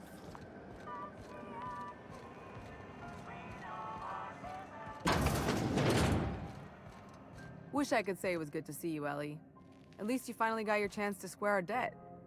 That ought to make you smile for once, huh? Nothing makes Freiwillig me aus der happier than Quarantäne being rausgekommen? even. Except being right. That's nice too. Hat Feierabend gemacht, gehe runter und spiele noch ein wenig an der Switch. Alles klar, wir machen auch nicht mehr lange hier.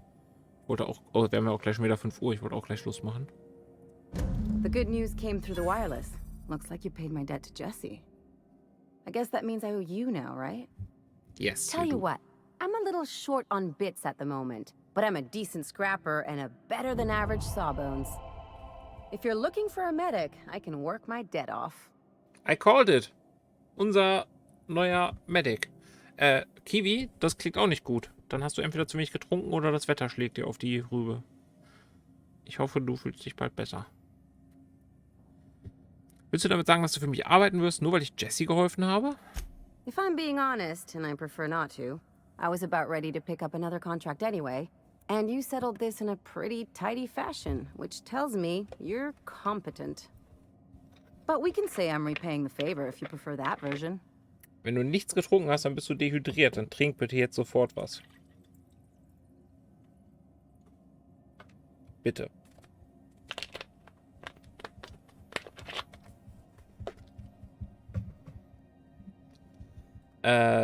Ja, willkommen an Bord. You won't be sorry. Or if you are, just add it to my debt and we'll figure something out. Cool. Welcome to the crew, Miss Ellie. We're real happy to have you.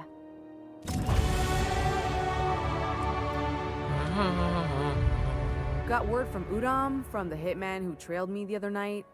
Seems I'm indentured to the board now. I ain't too elated about going exclusive, but it's better than winding up dead. Eben. You sure saved my skin, stranger. All debts between me and Ellie are cleared. Pass auf dich auf.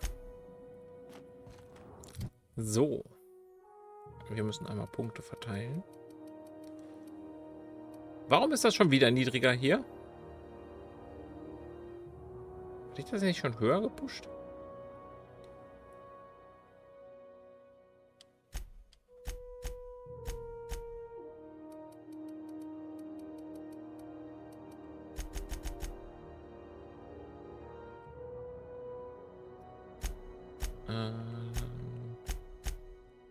Ellie. Automag-Pistole. 180 pro Sekunde. Und sie hat so ein cooles Offiziersschwert. Ja, kannst du erstmal beides behalten. Läuft bei dir. Achso, Rüstung. Wait. Rüstung brauchst du.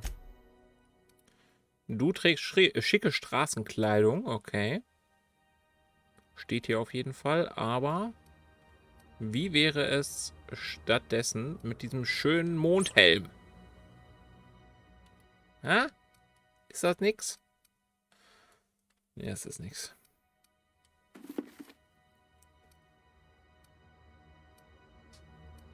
Du kriegst noch das hier. Später finden wir dir noch bestimmt was Besseres zum Anziehen.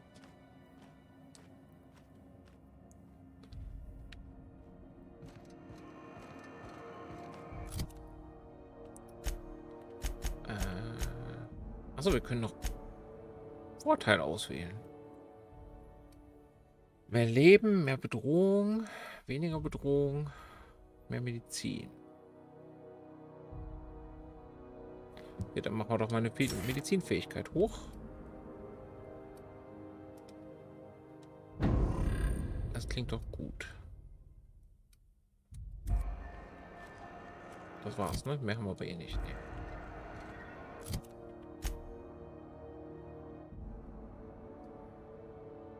Hängst du so weit hinterher mit dem Video, Marc?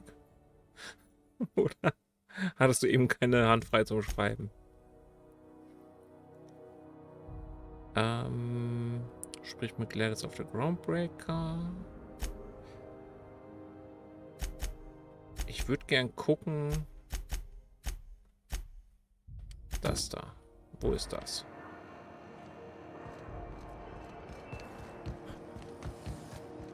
Still betting on the tossball series?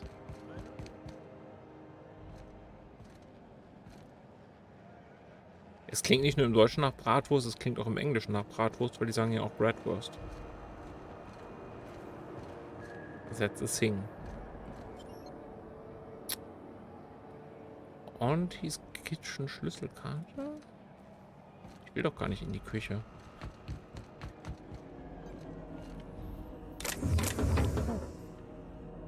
Liegt ja Zeug rum. Aber da ist die Schlüsselkarte. Dann nehmen wir doch die Schlüsselkarte mit. Interesting. Ach, dein Pannverständnis hat hergehangen. Ist das Gas, das hier austritt? Ich speichere mal, bevor ich da reingehe.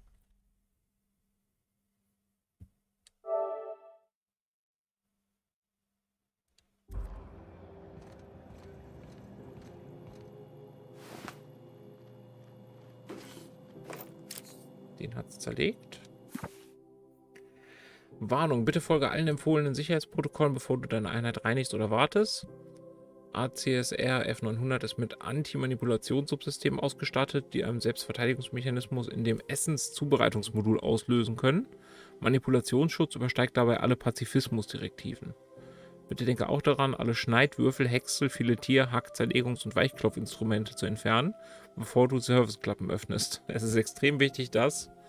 Und der Rest des Handbuchs ist aufgrund von Blutflecken unleserlich. Okay.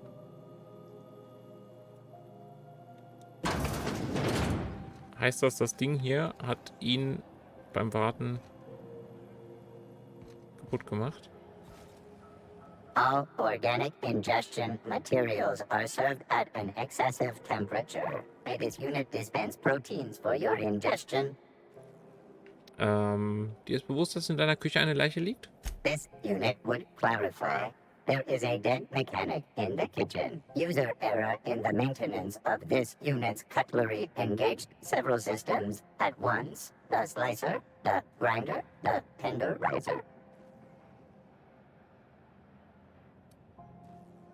Hört sich nach einem echt fiesen Bug in deinem System an. This unit behaves precisely as it was engineered. Neither this unit nor its corporate proprietor claim any responsibility for the mess. Hast du noch vor, da hinten sauber zu machen? This unit is not designated for cleaning duties and cannot be compelled to accept another unit's responsibilities. Durch diese Gerede über den Tod kriege ich Hunger. Beginning dispensing sequence. Please unblock all relevant facial protein ingestion tubes. Das ist bescheuert.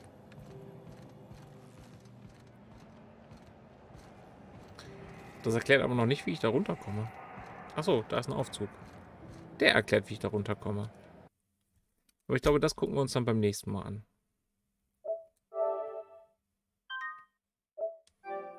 Ich glaube, das ist ein guter Punkt, um für heute Schluss zu machen.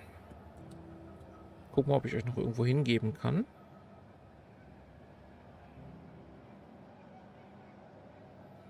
Der Pack ist live, wie es aussieht. Dann gehen wir doch zu Pack.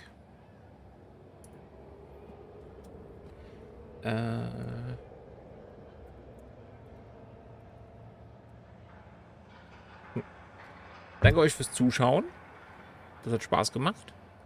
Wir sehen uns beim nächsten Mal und im Discord und ihr wisst alle Bescheid. Ich brauche euch das ja nicht jedes Mal sagen. Lasst Pack einen lieben Gruß da und habt ein schönes Wochenende. Ciao, ciao.